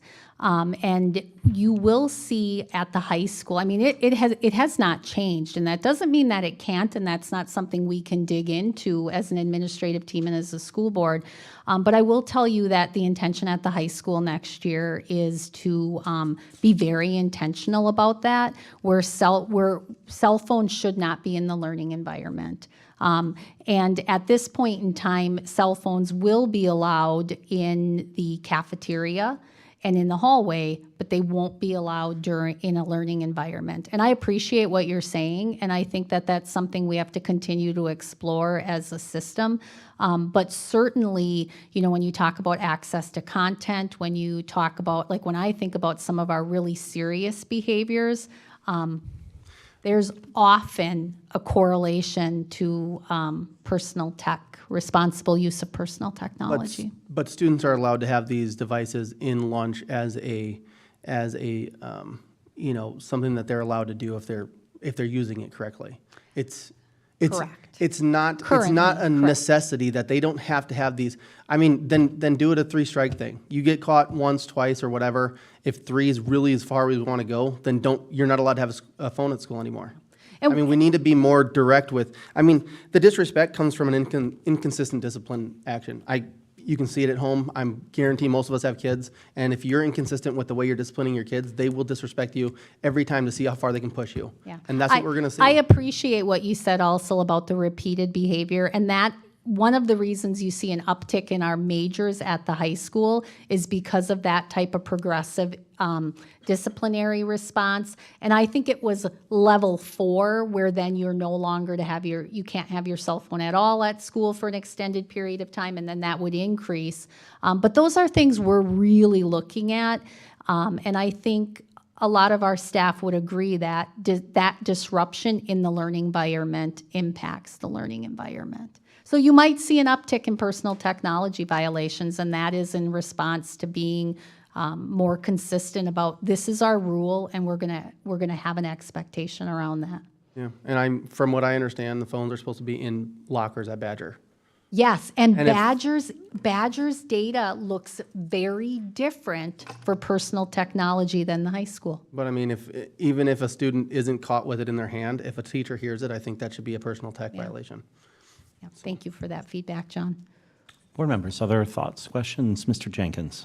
Well, Mr. Donaldson took a lot of my thunder here, but I guess could you just educate me a little bit? I know that some states have more, flexible laws regarding technology use and what school districts can do.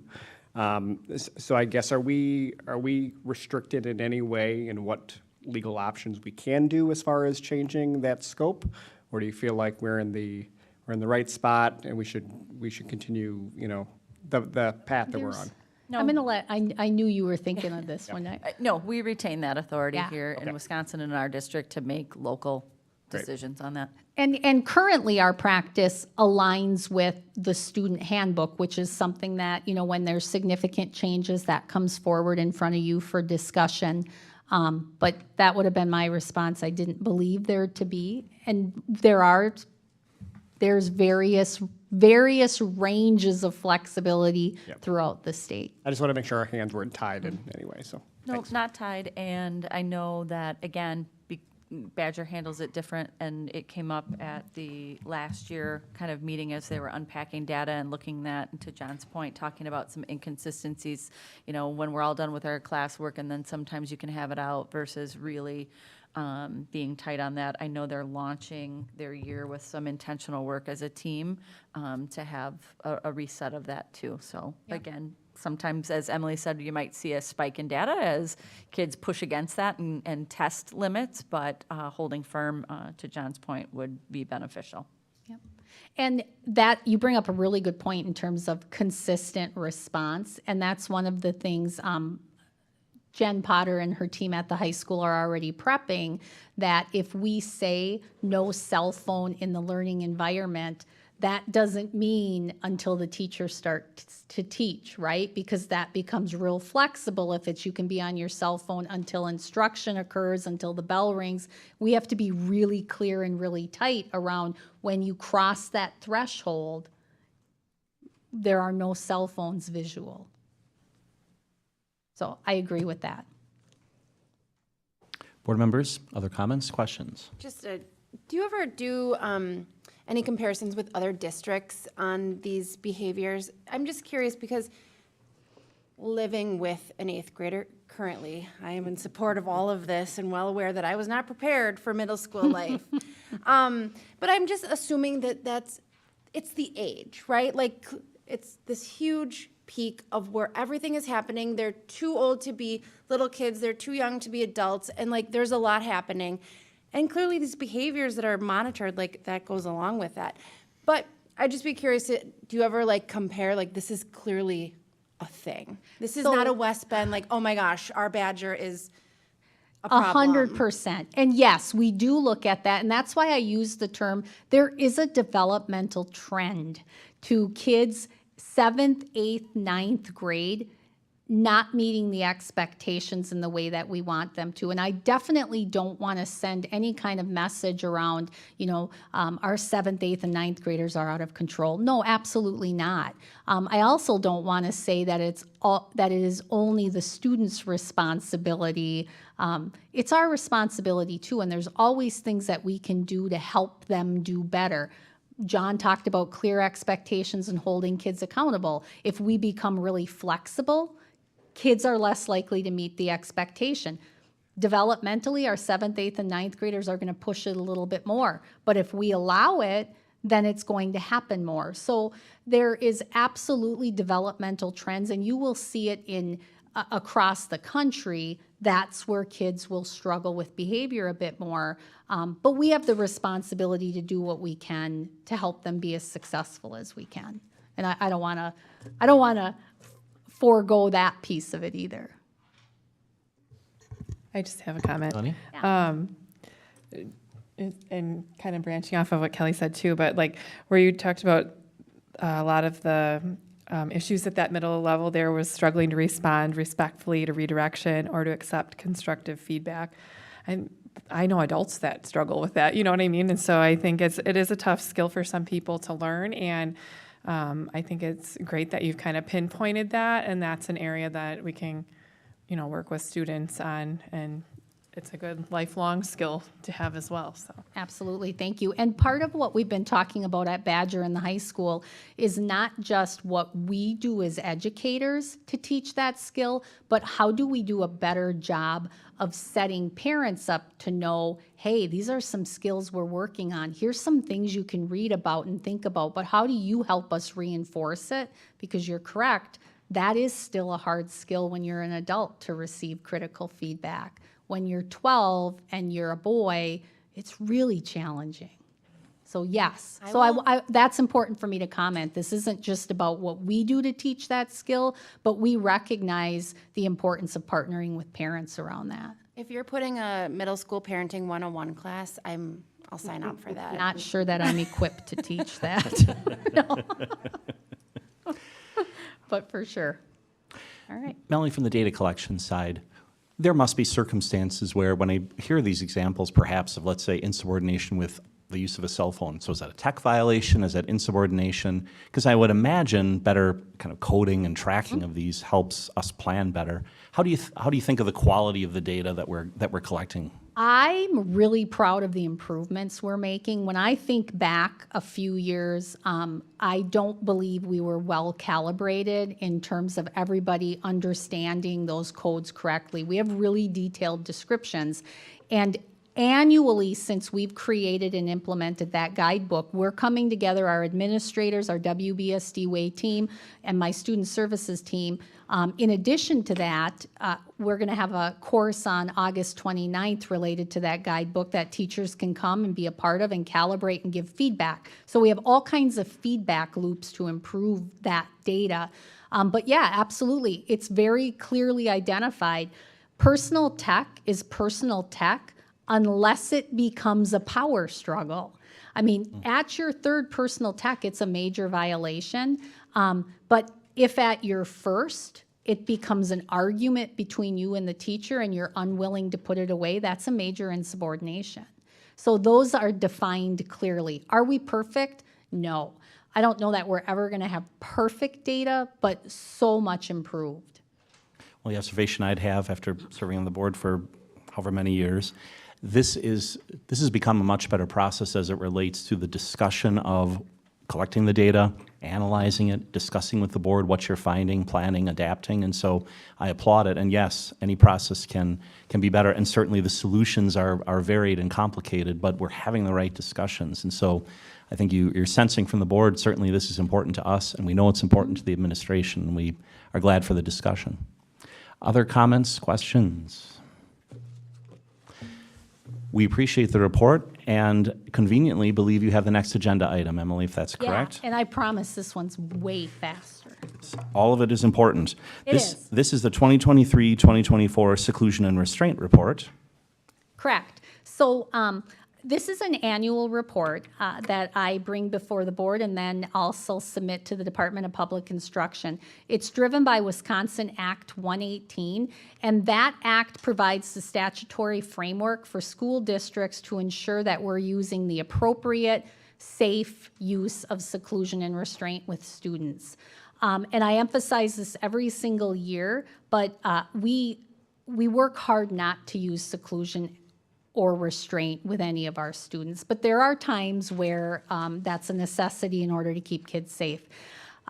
Just so that you kind of have that framework or understanding of what goes into this particular act, there are really specific requirements around professional development.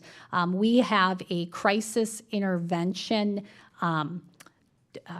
tool or framework that we use, and all of our staff who engage in this are trained with that. So the Crisis Prevention Institute, CPI for Nonviolent Crisis Management, is the tool that we use or the package that we use.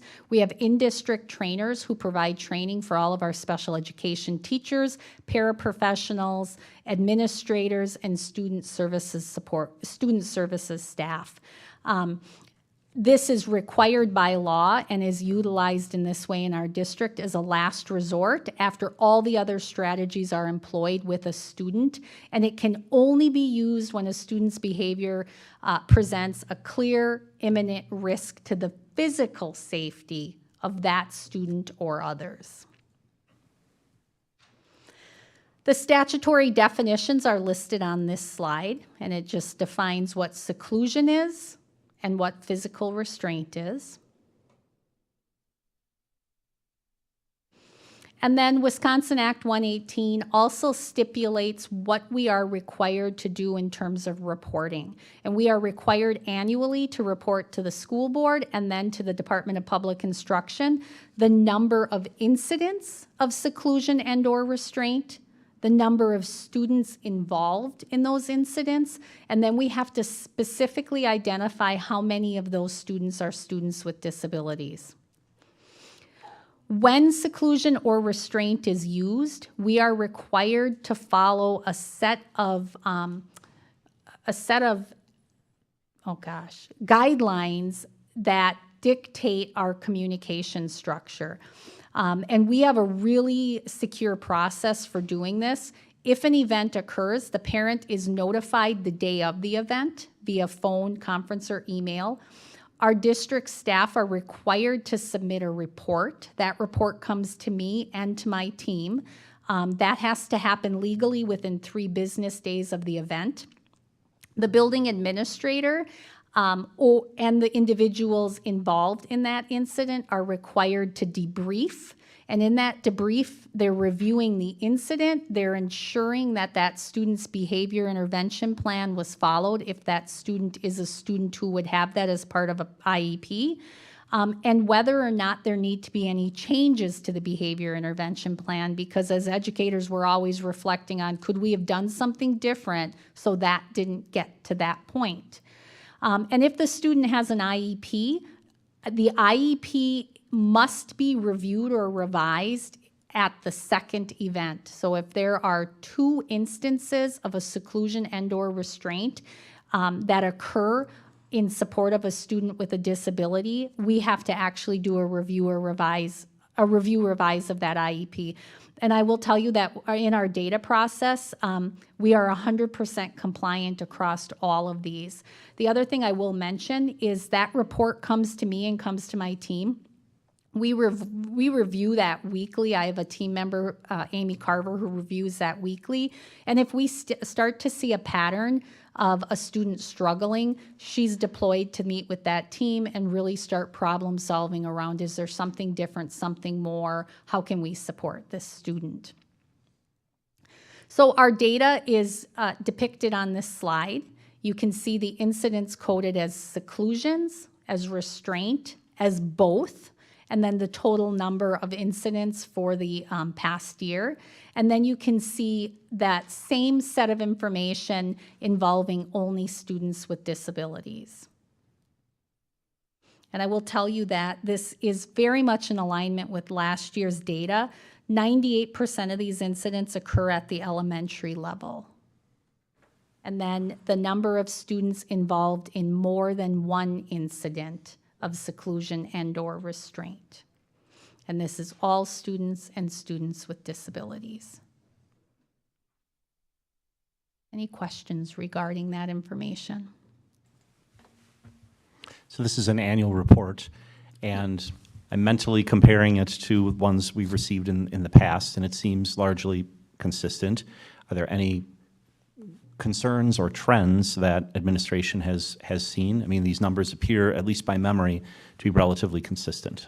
They're very consistent, and not necessarily any trends. I mean, I think the biggest thing for us is there are times where we have a small number of students that are struggling, and it's really being able to create those very, very comprehensive plans on behalf of students who need very intensive, targeted instruction. I have said in past years, and this is not unusual, this is not different this year, when I go through all of those instances and we kind of pocket them into buckets, the behavior we see the most often at the elementary level is eloping from the building.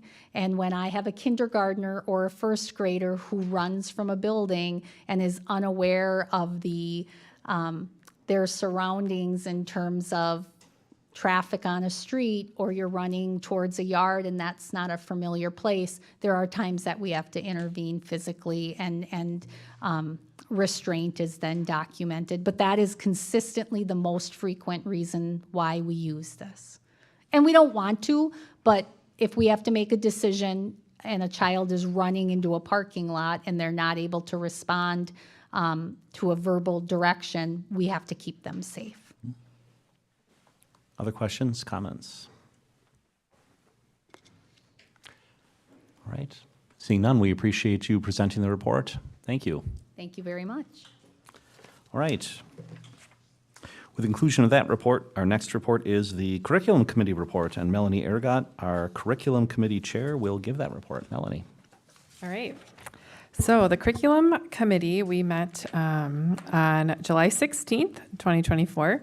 At the committee, Mrs. Heather Isaacson presented an overview of the ELA curriculum for grades K through 4, which has been the focus for the district with the enactment of the Act 20 early literacy law. So the committee appreciated knowing what curriculum encompasses, how it is designed, and how it evolves, along with the pacing guide that lays out what will be taught and when it will be taught to guide the teachers.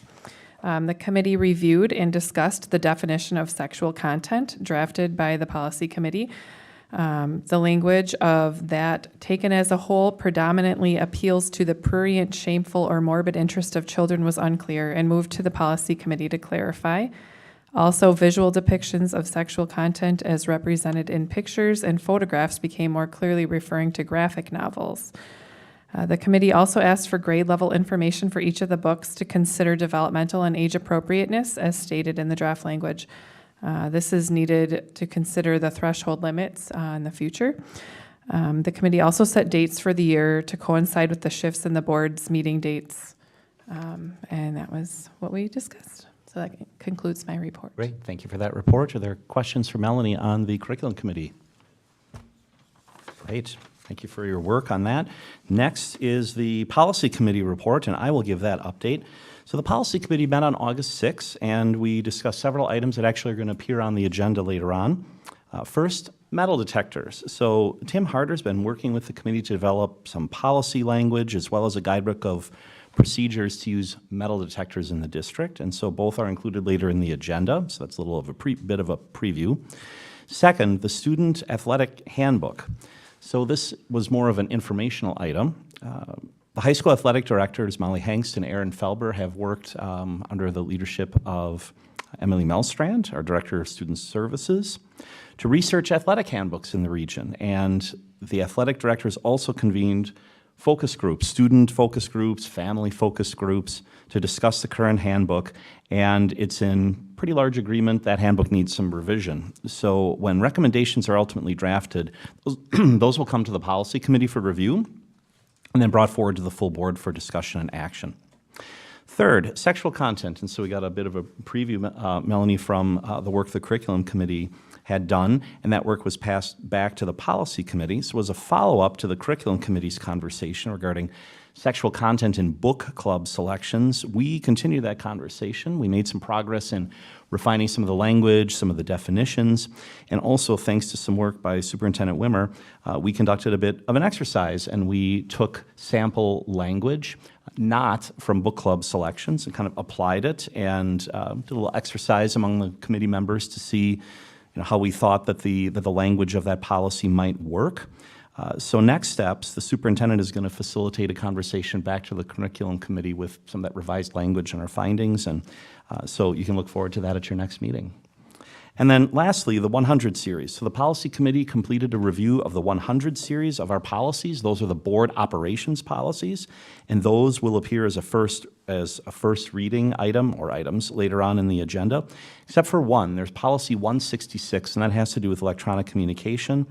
We held that back because we wanted input from the full board before finalizing draft language, so you'll see that going forward. Any questions on those items or anything else, policy committee members, that I missed?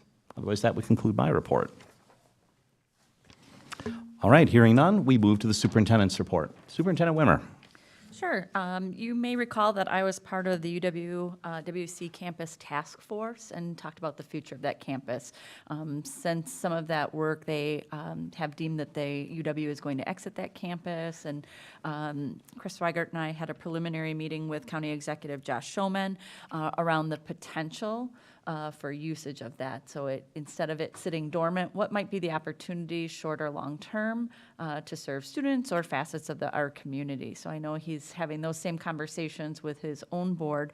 He did invite us to do a walkthrough of that campus this week as well. For us, it really looks like that might be viable. Recall that we have about 175 students that are served here in the basement in less than optimal conditions. It is a piece that we look forward to the future as part of some high school renovations, et cetera. But I would walk through with an eye towards some usage of that campus with that space. So again, just kind of commingling efforts across UW, Marine Park, the school district, and what opportunities that campus that our community owns might have for us. So I'll continue to keep the board updated, but a lot of potential there. For students, different programs, different use, and the wider community as well. So just wanted you to be aware of that. Another exciting piece is the countdown till the start of the school year. That's really happening once that calendar flips to August. Grades kindergarten through 12 will start September 3rd. 4K starts slightly later on September 9th. So this week is marking back to school events. Silverbrook's holding an event on Wednesday for students. You can take pictures, learn about those different clubs, co-curricular offerings.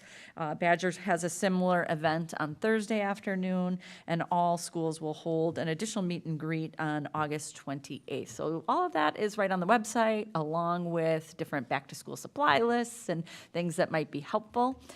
We had our Jumpstart activities last week, and they were well attended, so just be mindful of those dates that will be right around the corner. Also, be mindful of some homework for the grown-ups. That was to complete your back-to-school registration in Skyward as soon as possible. So that's going to help us roll forward accurate information, be able to make sure our communications are updated, all of those pieces. So make sure you visit that. And bus routing information was due. We work with Go Right Way to get all the routes set up and all those pieces. If you did not complete that transportation in a timely manner, I would urge you to contact our district so that we could be in attention to that. Again, once you submit that, those routes are in progress so that we can communicate those quickly to families. So again, if you failed to complete some transportation documents, please reach out to us. I'd like to congratulate a young artist. I look at Chris Jenkins because he's gonna know this name, Melody Jenkins. So daughter of board member Chris Jenkins and his wife Leanne is a third grader at Decorah, and she won the Washington County I Voted Sticker Art Contest. So first time that they've had the contest, hundreds of creative entries were submitted from all over, all different schools and districts. So Melody was one of the winners of the first ever. She's going to be recognized by the county at one of their upcoming meetings. We'll make sure and run in our newsletter a picture of her winning entry, so look for it on the days you vote to pick Melody's. And then we're happy to celebrate her as well. So congratulations to her. It was a really great idea on behalf of the county as well, too. I'm pleased to announce that we've received a $25,000 alcohol and other drug abuse grant from DPI for our second straight year. So the grant will allow us to continue services of our mental health navigator, hold trainings with the goal of creating referral pathways for alcohol and other drug services, increasing families' knowledge of different risk factors and early warning signs for both substance abuse and mental health difficulties. It allows for training of our staff members. I believe last year we trained 72 middle and high school staff members for suicide prevention. I just want to say thank you to Sean Becker, our mental health navigator, as well as others in student services for writing a successful grant. Well done. Earlier this summer, 2 of our high school students attended the Family, Career, and Community Leaders of America Nationals, so the FCCLA. Riley Soman competed in 2 events, fashion sketch and fashion design. She took 3rd in fashion sketch. Again, this is a national level competition. And she received a silver medal in fashion design. Amaya Turner competed in job interview and received a gold medal. This was the first year FCCLA has competed, and thank you to our advisor, Natasha Albanil, for leading this club. So congratulations on their first national appearance. They certainly did well. And a reminder, even though school's around the corner, athletics are right here on our doorstep.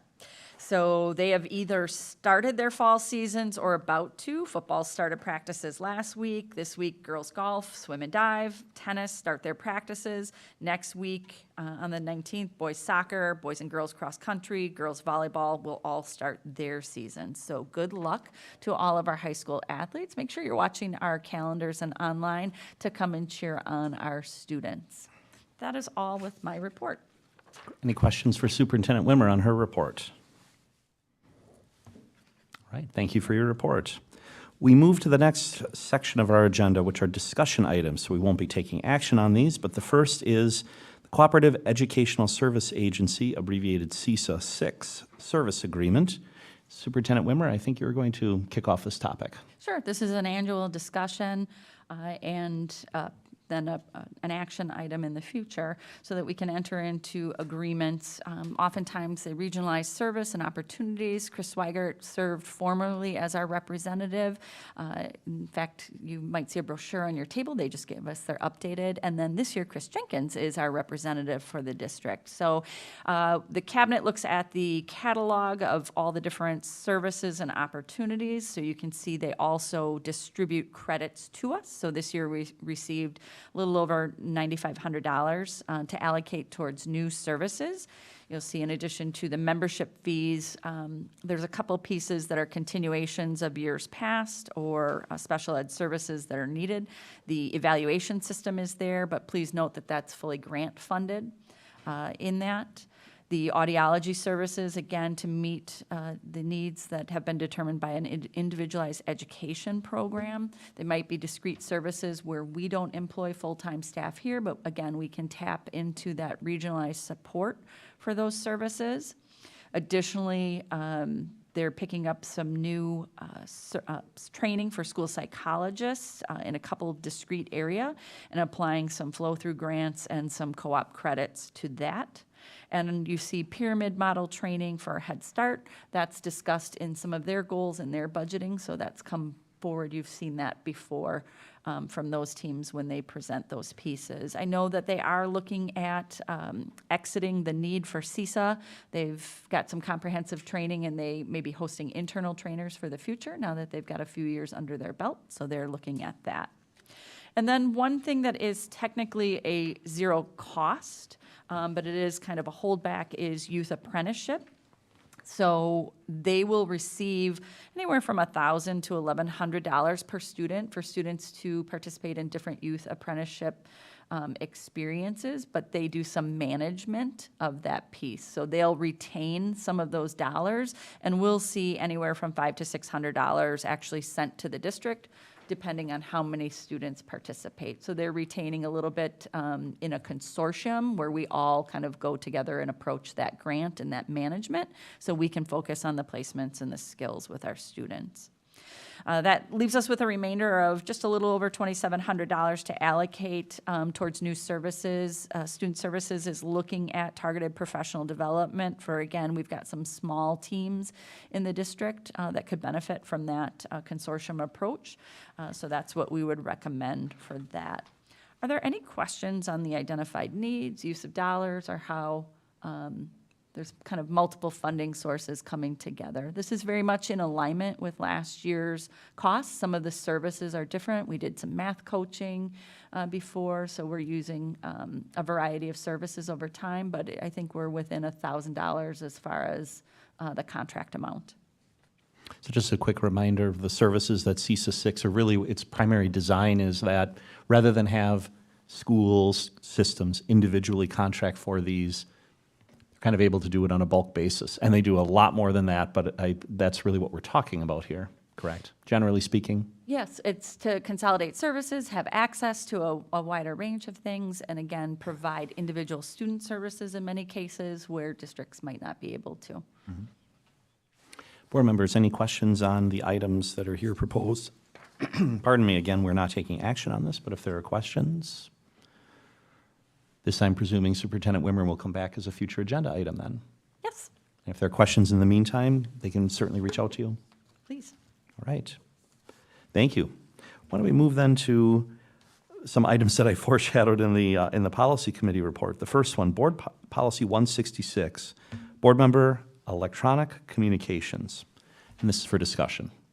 You're going to kick that off? Yep. Thank you. So you can see in the attachment, there's the current language is kind of in the front of that, and right behind it is a lot of green language that represents the new language. Our former policy really focused on just email, and as we know, electronic communications have exploded beyond those boundaries.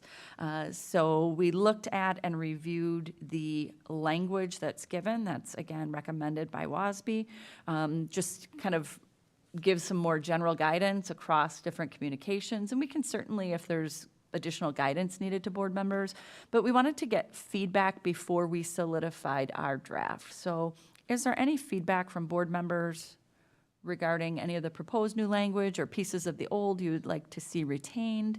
Any conversation that would help direct the policy committee? So I think one of the large themes in the green language is that we need to remember if we're speaking or communicating on behalf of district business, it's discoverable, or it's a record, I should say, and it really needs to be maintained. I know that's one of the large themes here, and I don't think that's a new theme, so that certainly makes sense.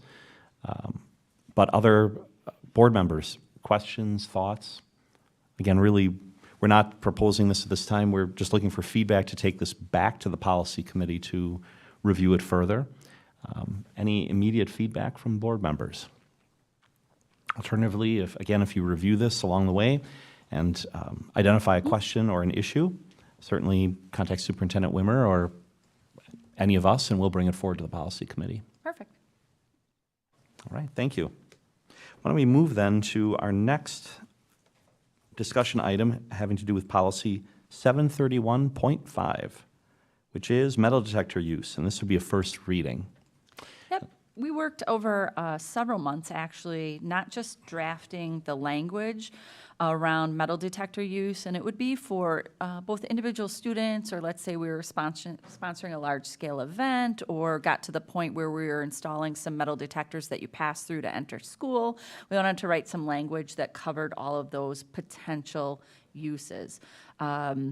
Then the next piece, instead of just kind of moving forward with the policy language, we started wanting to look at what's a guidebook look like, because how do you ensure that you're using that, you're not targeting anyone, that you're using it appropriately. We use it in conjunction. Currently, we can call in law enforcement. They have metal detection available if we had a question when it came to an individual student.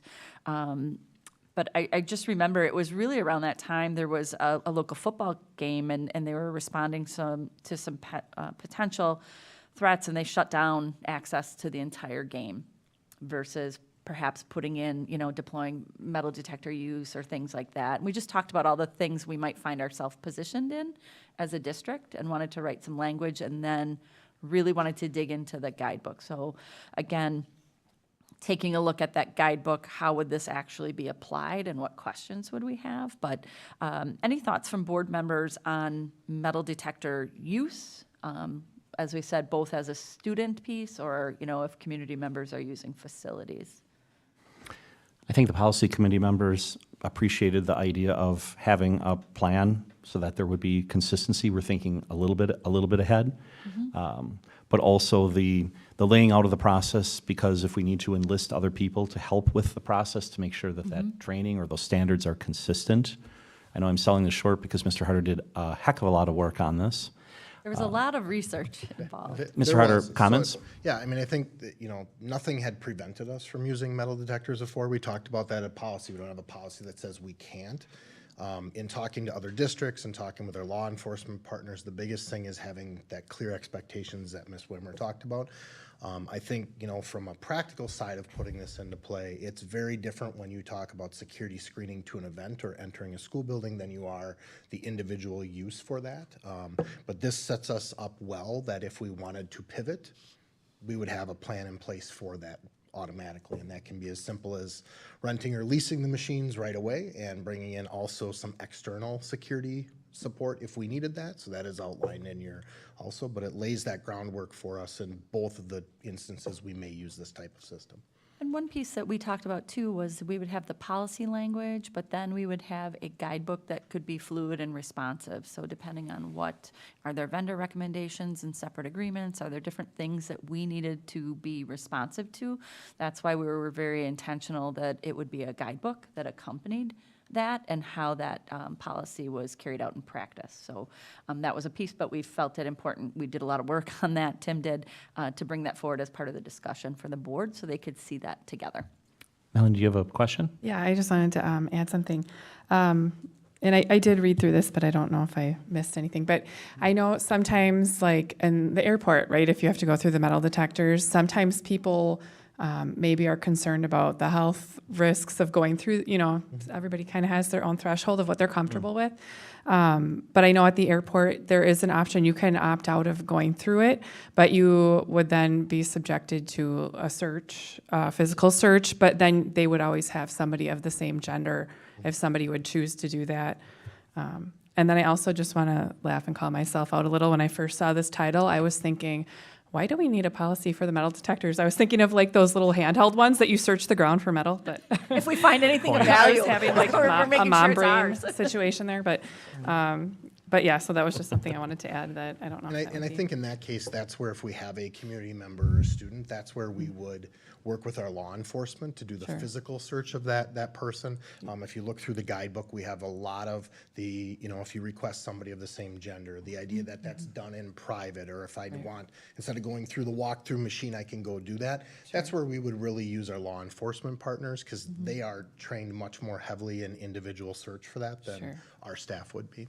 Especially if there's a suspicion of Sure. something. Like you said, you're calling in law enforcement. Right. Yeah. No, and that's a good observation. I think I remember seeing in here, if there is a positive test, there's some metal that's setting off the alarm, that there are provisions for that search.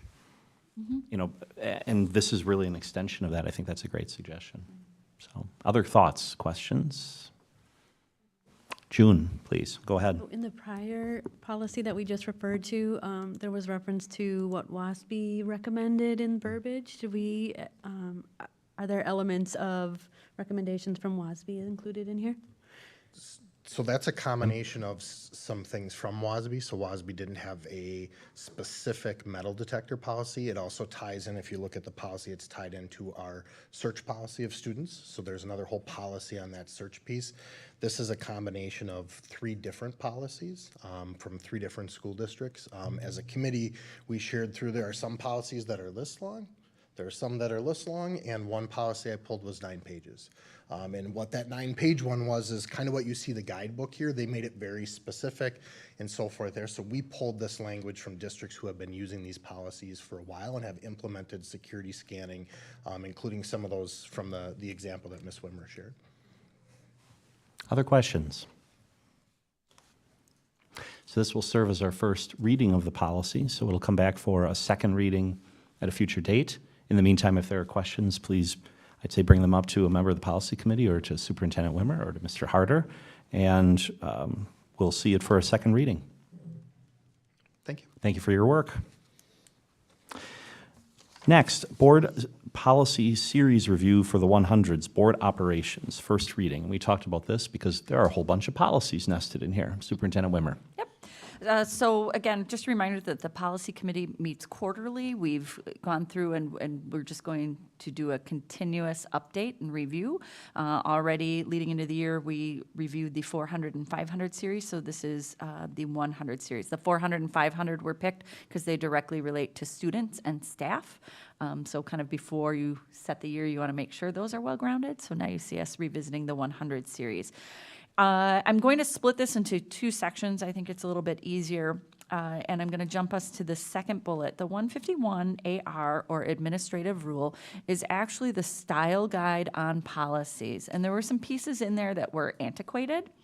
And they talked about what size font to use, but across different platforms that's showing up differently. So we want to be able to scale that. And then we talked about the style, and you'll see this a lot as we go through and start a kickoff of review. Are we a board? Are we a school board? Are we the Board of Education?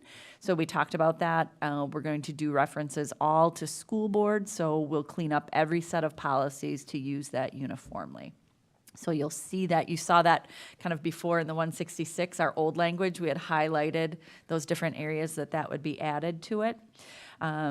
But you'll see that in that second bucket. Those are all the policies that didn't have big content changes. It was just to clean up that school board reference. So I'm going to take us back up to that very first one.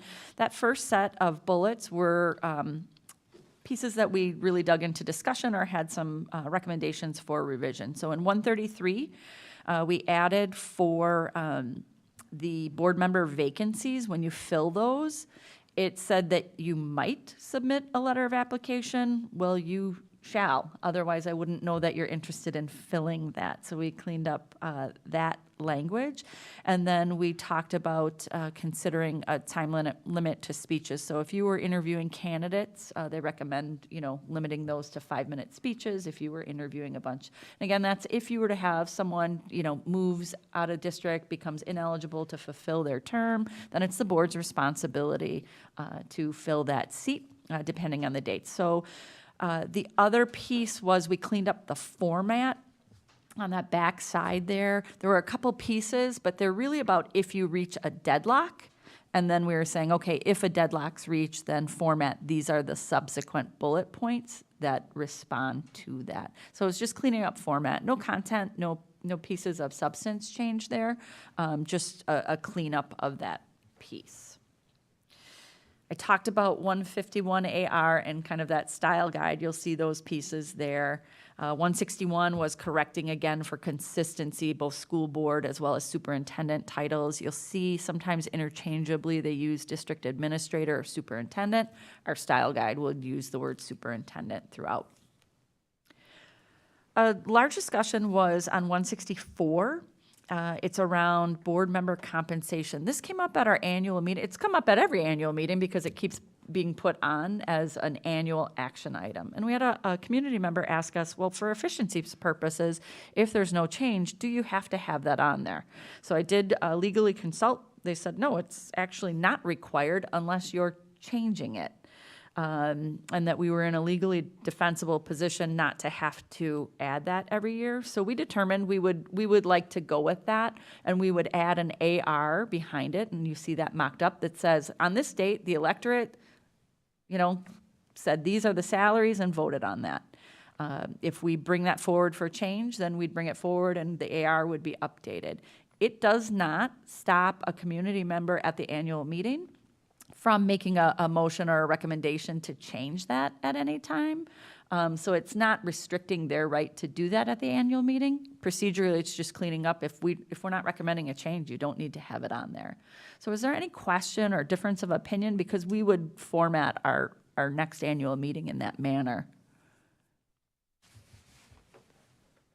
I think our initial thought was that this was something that did not need to be on the agenda unless it became an issue for the sake of efficiency, but certainly wanted other board members' thoughts and input. Otherwise, this serves as a first reading, and so we'll bring it back for a second reading accordingly. And then, again, you see right behind it the 164AR, which just says on the last date of the annual meeting and what that compensation was set at. And should that change, then we can update the AR. 165.1 had some updates because the state has added the ability of board members to be volunteer bus drivers. So if you want to sign up for the CDL classes, see me after. I'll get you signed right up to do that. So prior, you could be a volunteer, you could be a volunteer coach. There's certain things that are dictated to you in your role as a board member. So we just cleaned up that language so it's aligned with the state statute requirements. We talked about that I can determine the preliminary authorization that meets those parameters. And then we just talked about if someone were rejected for some reason on that piece. Any questions on that one? Because it's really giving you guidance on your different roles. And again, it's language right from the state statute. Again, just the expansion or shift was around that you can now be considered a volunteer bus driver if you pass the CDL. We certainly have had, Lance Rell drives a route. We've got advisors who drive routes, people who have helped out with that transportation piece. It wouldn't be, this time of year if I didn't make a plea for anyone who's interested in receiving a CDL. Go Right Way would certainly help you with that. And you too could be a bus driver. They're always looking for people. And then 185 was the addition of citizens advisory committees. This was removed when we took care of the 800 series, so it's just been dangling here. We said we would add it back in because it just talks about your authority to create citizen advisory committees. So we said this is where it would belong, so we're taking care of that change. Are there any questions on?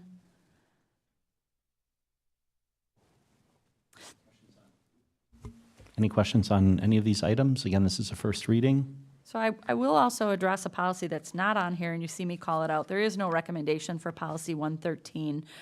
You'll see that one in the news. It's around Title IX and all of those pieces around some potential guidelines, and you saw area districts taking action on their policy. We reviewed our policy language that's in place. We're comfortable with that. There's certain challenges that are afoot across different states. I connected with legal, who again said we are fine to keep our current language in place around this policy. So we recommended not bringing that forward for any edits at this time, even to clean up like the school board references. We just didn't want to confuse our public or think that we were bringing forward that language when, again, we're going to kind of take the wait and see approach as they work through some challenges throughout this, really the nation. It's coming up, bubbling up through other states. There's federal challenges. There's different local groups with that. So again, consulted with legal and we are fine to hold in our current language, and our policy committee was fine with that as well. So you mindfully do not see that appearing on either list. And that completed our work in the 100 series. So as Mr. Swigert said, if there's any questions in between, this is certainly just a first reading on the topic. Final opportunity for questions tonight on this topic. I see none. Well, just to clarify, Go ahead. When you fix the formatting and the wording, you will also, I assume, address the titles of those policies, right? Since most of those have Yes. board and school board Yes, inconsistently. in all them. the titles as well as the references get gone through to see if there's circular references, statutes have been updated, all of those pieces as well. Great. Thank you. All right, that concludes our the discussion items on our agenda. We move to action items, and we have two with regard to potential referendum. The first is initial resolution authorizing general obligation bonds in an amount not to exceed $106,250,000. We'll have a companion one later on, but let's start with this first one first. And Superintendent Wimmer is taking the podium, and Mr. Come Sarno. up together on this one, and you see Brian Brewer lurking in the back in case you have any, math questions. That's Great. So Brian Brewer is, again, our financial partner from Baird, just for those who might be watching. So this is the culmination of over a year's work of a comprehensive assessment of our facilities, cost estimates, and then multiple rounds of community engagement that included our larger community as well as our staff members to help get the board through many work sessions to this point around what indeed would be the first phase. This represents all the legal pieces of that due by the end of August so that we could appear on a fall ballot, which has kind of been our path thus far. We had set before through our last work session to proceed with the $106.25 million. So you see all the legal language in this before you to represent that amount. So just to clarify, because when we look at this, it looks like if we approve this, we're borrowing money. And instead what we're doing is we're looking at it to approve it because this is the language the voters would see on the ballot, correct? I just want to clarify that. You are correct, yes. You don't wield that much authorization. That's a very good point. All you're saying is, yes, this can be placed on the November ballot for the electorate to make a determination. Right. So what we're saying is this is a question, first of all, that's worthy of consideration by our voters, but also thanks to the legal work that you did, this is something that meets the requirements of state statutes because they can be a bit particular around how these can be worded, correct? They certainly are. So I think Allison from Quarles and Brady is the queen of this across the state because, again, there's a lot to unpack legally. There's different timelines, different parameters to meet. So this represents all that viable work. Well, generally speaking, and certainly other board members can and should contribute. I appreciate the efforts around asking the community what's most important, the solutions that we've come up with, address those concerns that were deemed highest priority by our community. I think also the idea of utilizing this as an opportunity to make sure that our facilities are right-sized, that in and of itself helps with some deferred maintenance, but also the proviso that this doesn't solve all of our deferred maintenance issues, but this really does give us a head start. So I'm in support of this, but certainly let's have additional discussion. Other board members. Mr. Jenkins. I was just curious, is there a rhyme or reason to the order that we listed all of these projects? Like I see that Jackson's first and then the high schools and then... I don't know if they have one around if you're building, if you're buying land, if there's a certain preference on that piece. I don't know the answer to that. I know that there were how many iterations of this back and forth across teams of what the projects were, what the scope was. There may be a preferential order there and how she has to lay those out. And then we went through kind of the scope of each piece. And I guess the reason I bring it up, and I hope I'm wrong, but I would assume that the average voter might get to this part of their ballot, do a brief skim and say yes or no, right? And so I guess my only fear is that knowing that Jackson Elementary was a bit of a hot topic when it was last brought up, To have that first, I don't want that to be the first thing that a voter would see, set off their alarms, and they say, nah, I live in West Bend, it's not important to me. I would hope that doesn't happen, but I'm just bringing that up because that's the first thing that I saw when I quickly skimmed the question too. I think to your point, I hope it's not the first time people see it at all. Correct. Is when they go to vote, that we've, once you take action tonight, we kick into a communication so that people have the information that they need, so that they can make a choice once they see that ballot in front of them, that we would certainly do that. The other pieces, you sparked a couple of thoughts when you were saying this represents a phase one of that, and then once we ask you to take action on tonight, that locks in that phase, then we can pivot a little bit and also do the what if. So what if this doesn't pass? Because again, you don't have that authority, our electorate does in November, so that people also, when they're informed of their choices, what do those mean? So it's like, hey, if I vote no, will my school stay open? No, we still need to right size. So we'll be able to pivot and work on that plan as well, so our voters can understand what it means to pass that referendum and what it might mean not to as well. So those are all good points. Chad? Just an observation. To me, it looks like it's listed in descending order of cost. Yeah. Not necessarily priority, just expense. It seems to. That was my impression as That's what well, it's- but I that's didn't. logically what it seems on to a fit. reconciliation, but yeah. Other thoughts, questions, comments? Yeah, I just have one.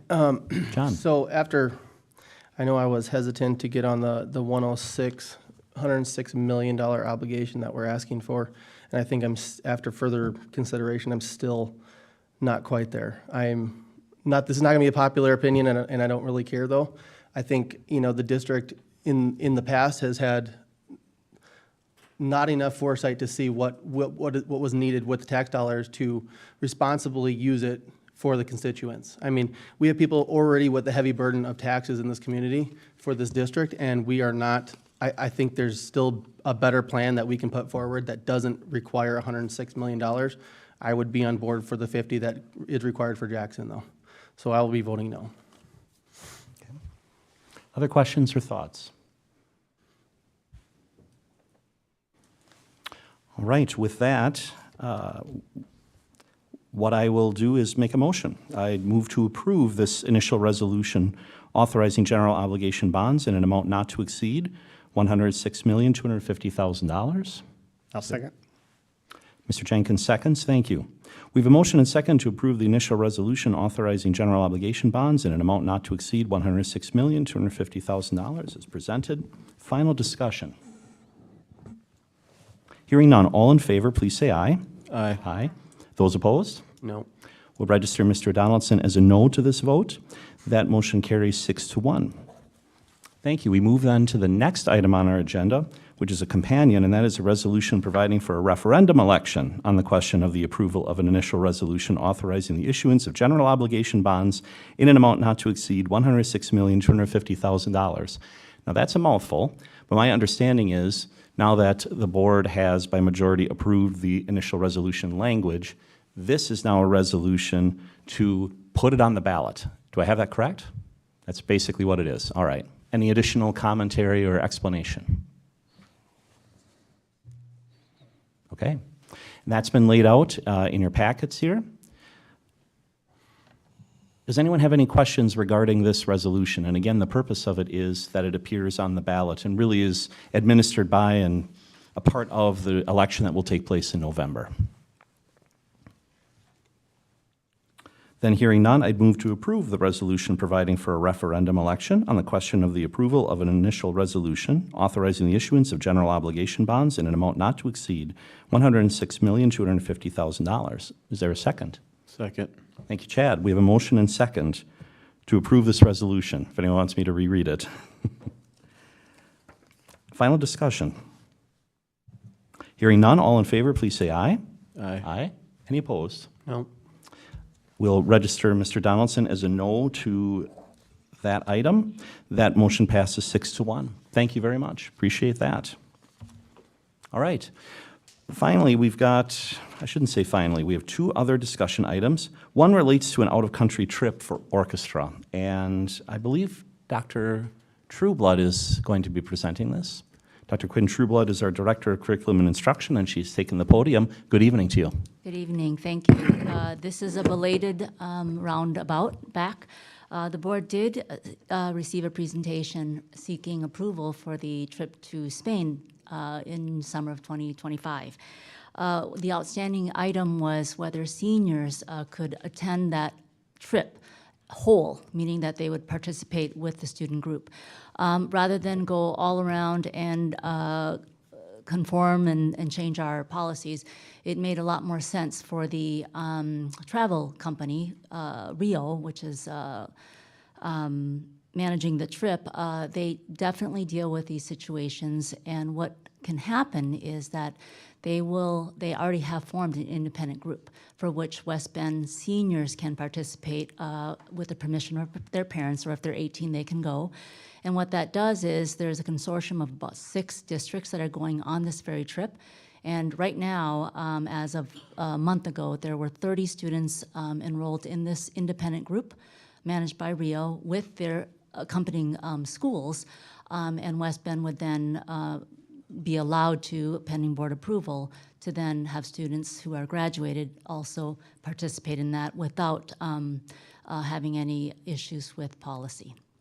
So I think that's a very viable option, and I think it really allows our seniors, because it's just a matter of dates. I mean, whether it was June 6th or June 8th, it really was so close to the date. So this happens very often, and I think this is a wonderful way to accommodate those seniors and not have any issues and entanglements with our district. And they would work with those students and their families independently.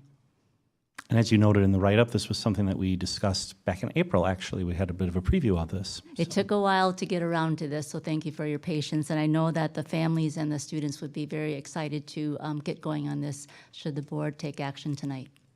Board members, what questions do we have for Dr. Trueblood?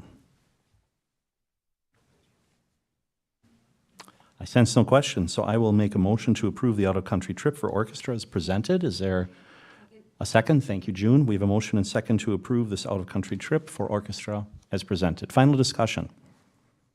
Hearing none, all in favor, please say aye. Aye. Any opposed?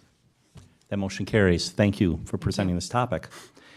And our last action item is approval of weight room equipment donation. And Mr. Harder is our Director of Facilities and Technology is joining us at the podium to discuss this item. All right, good evening, board members.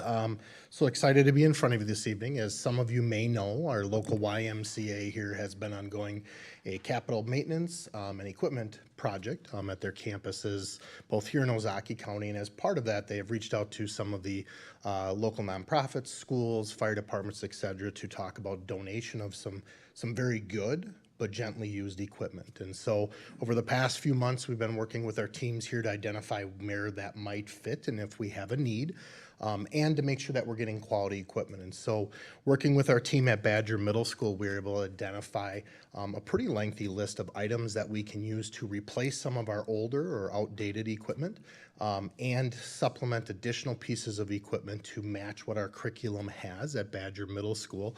And so they are willing to donate to us roughly $10,000 worth of that equipment that would be placed in Badger's workout room. If you're not familiar with that, when you're sitting in the cafeteria and facing the stage at the front, it's those glass windows up real high to the right of there.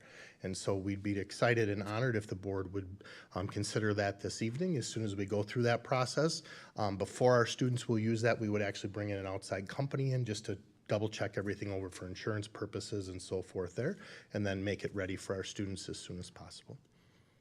Mr. Harder, you anticipated my question, which was making sure, well, first of all, thank you to the YMCA. I think this is a fabulous opportunity, and that's why I almost hesitated asking the question to make sure, we just have to make sure first before students use it that it works and it's safe absolutely. and Yep. all that, and you have that planned. So I have no further questions.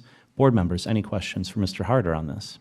This is essentially 8 pieces? 8 to 12. I don't have the exact number in front of me, but it ranges anywhere. So they call them arc trainers. To me, they look like ellipticals, but I'm not an expert in those types of things.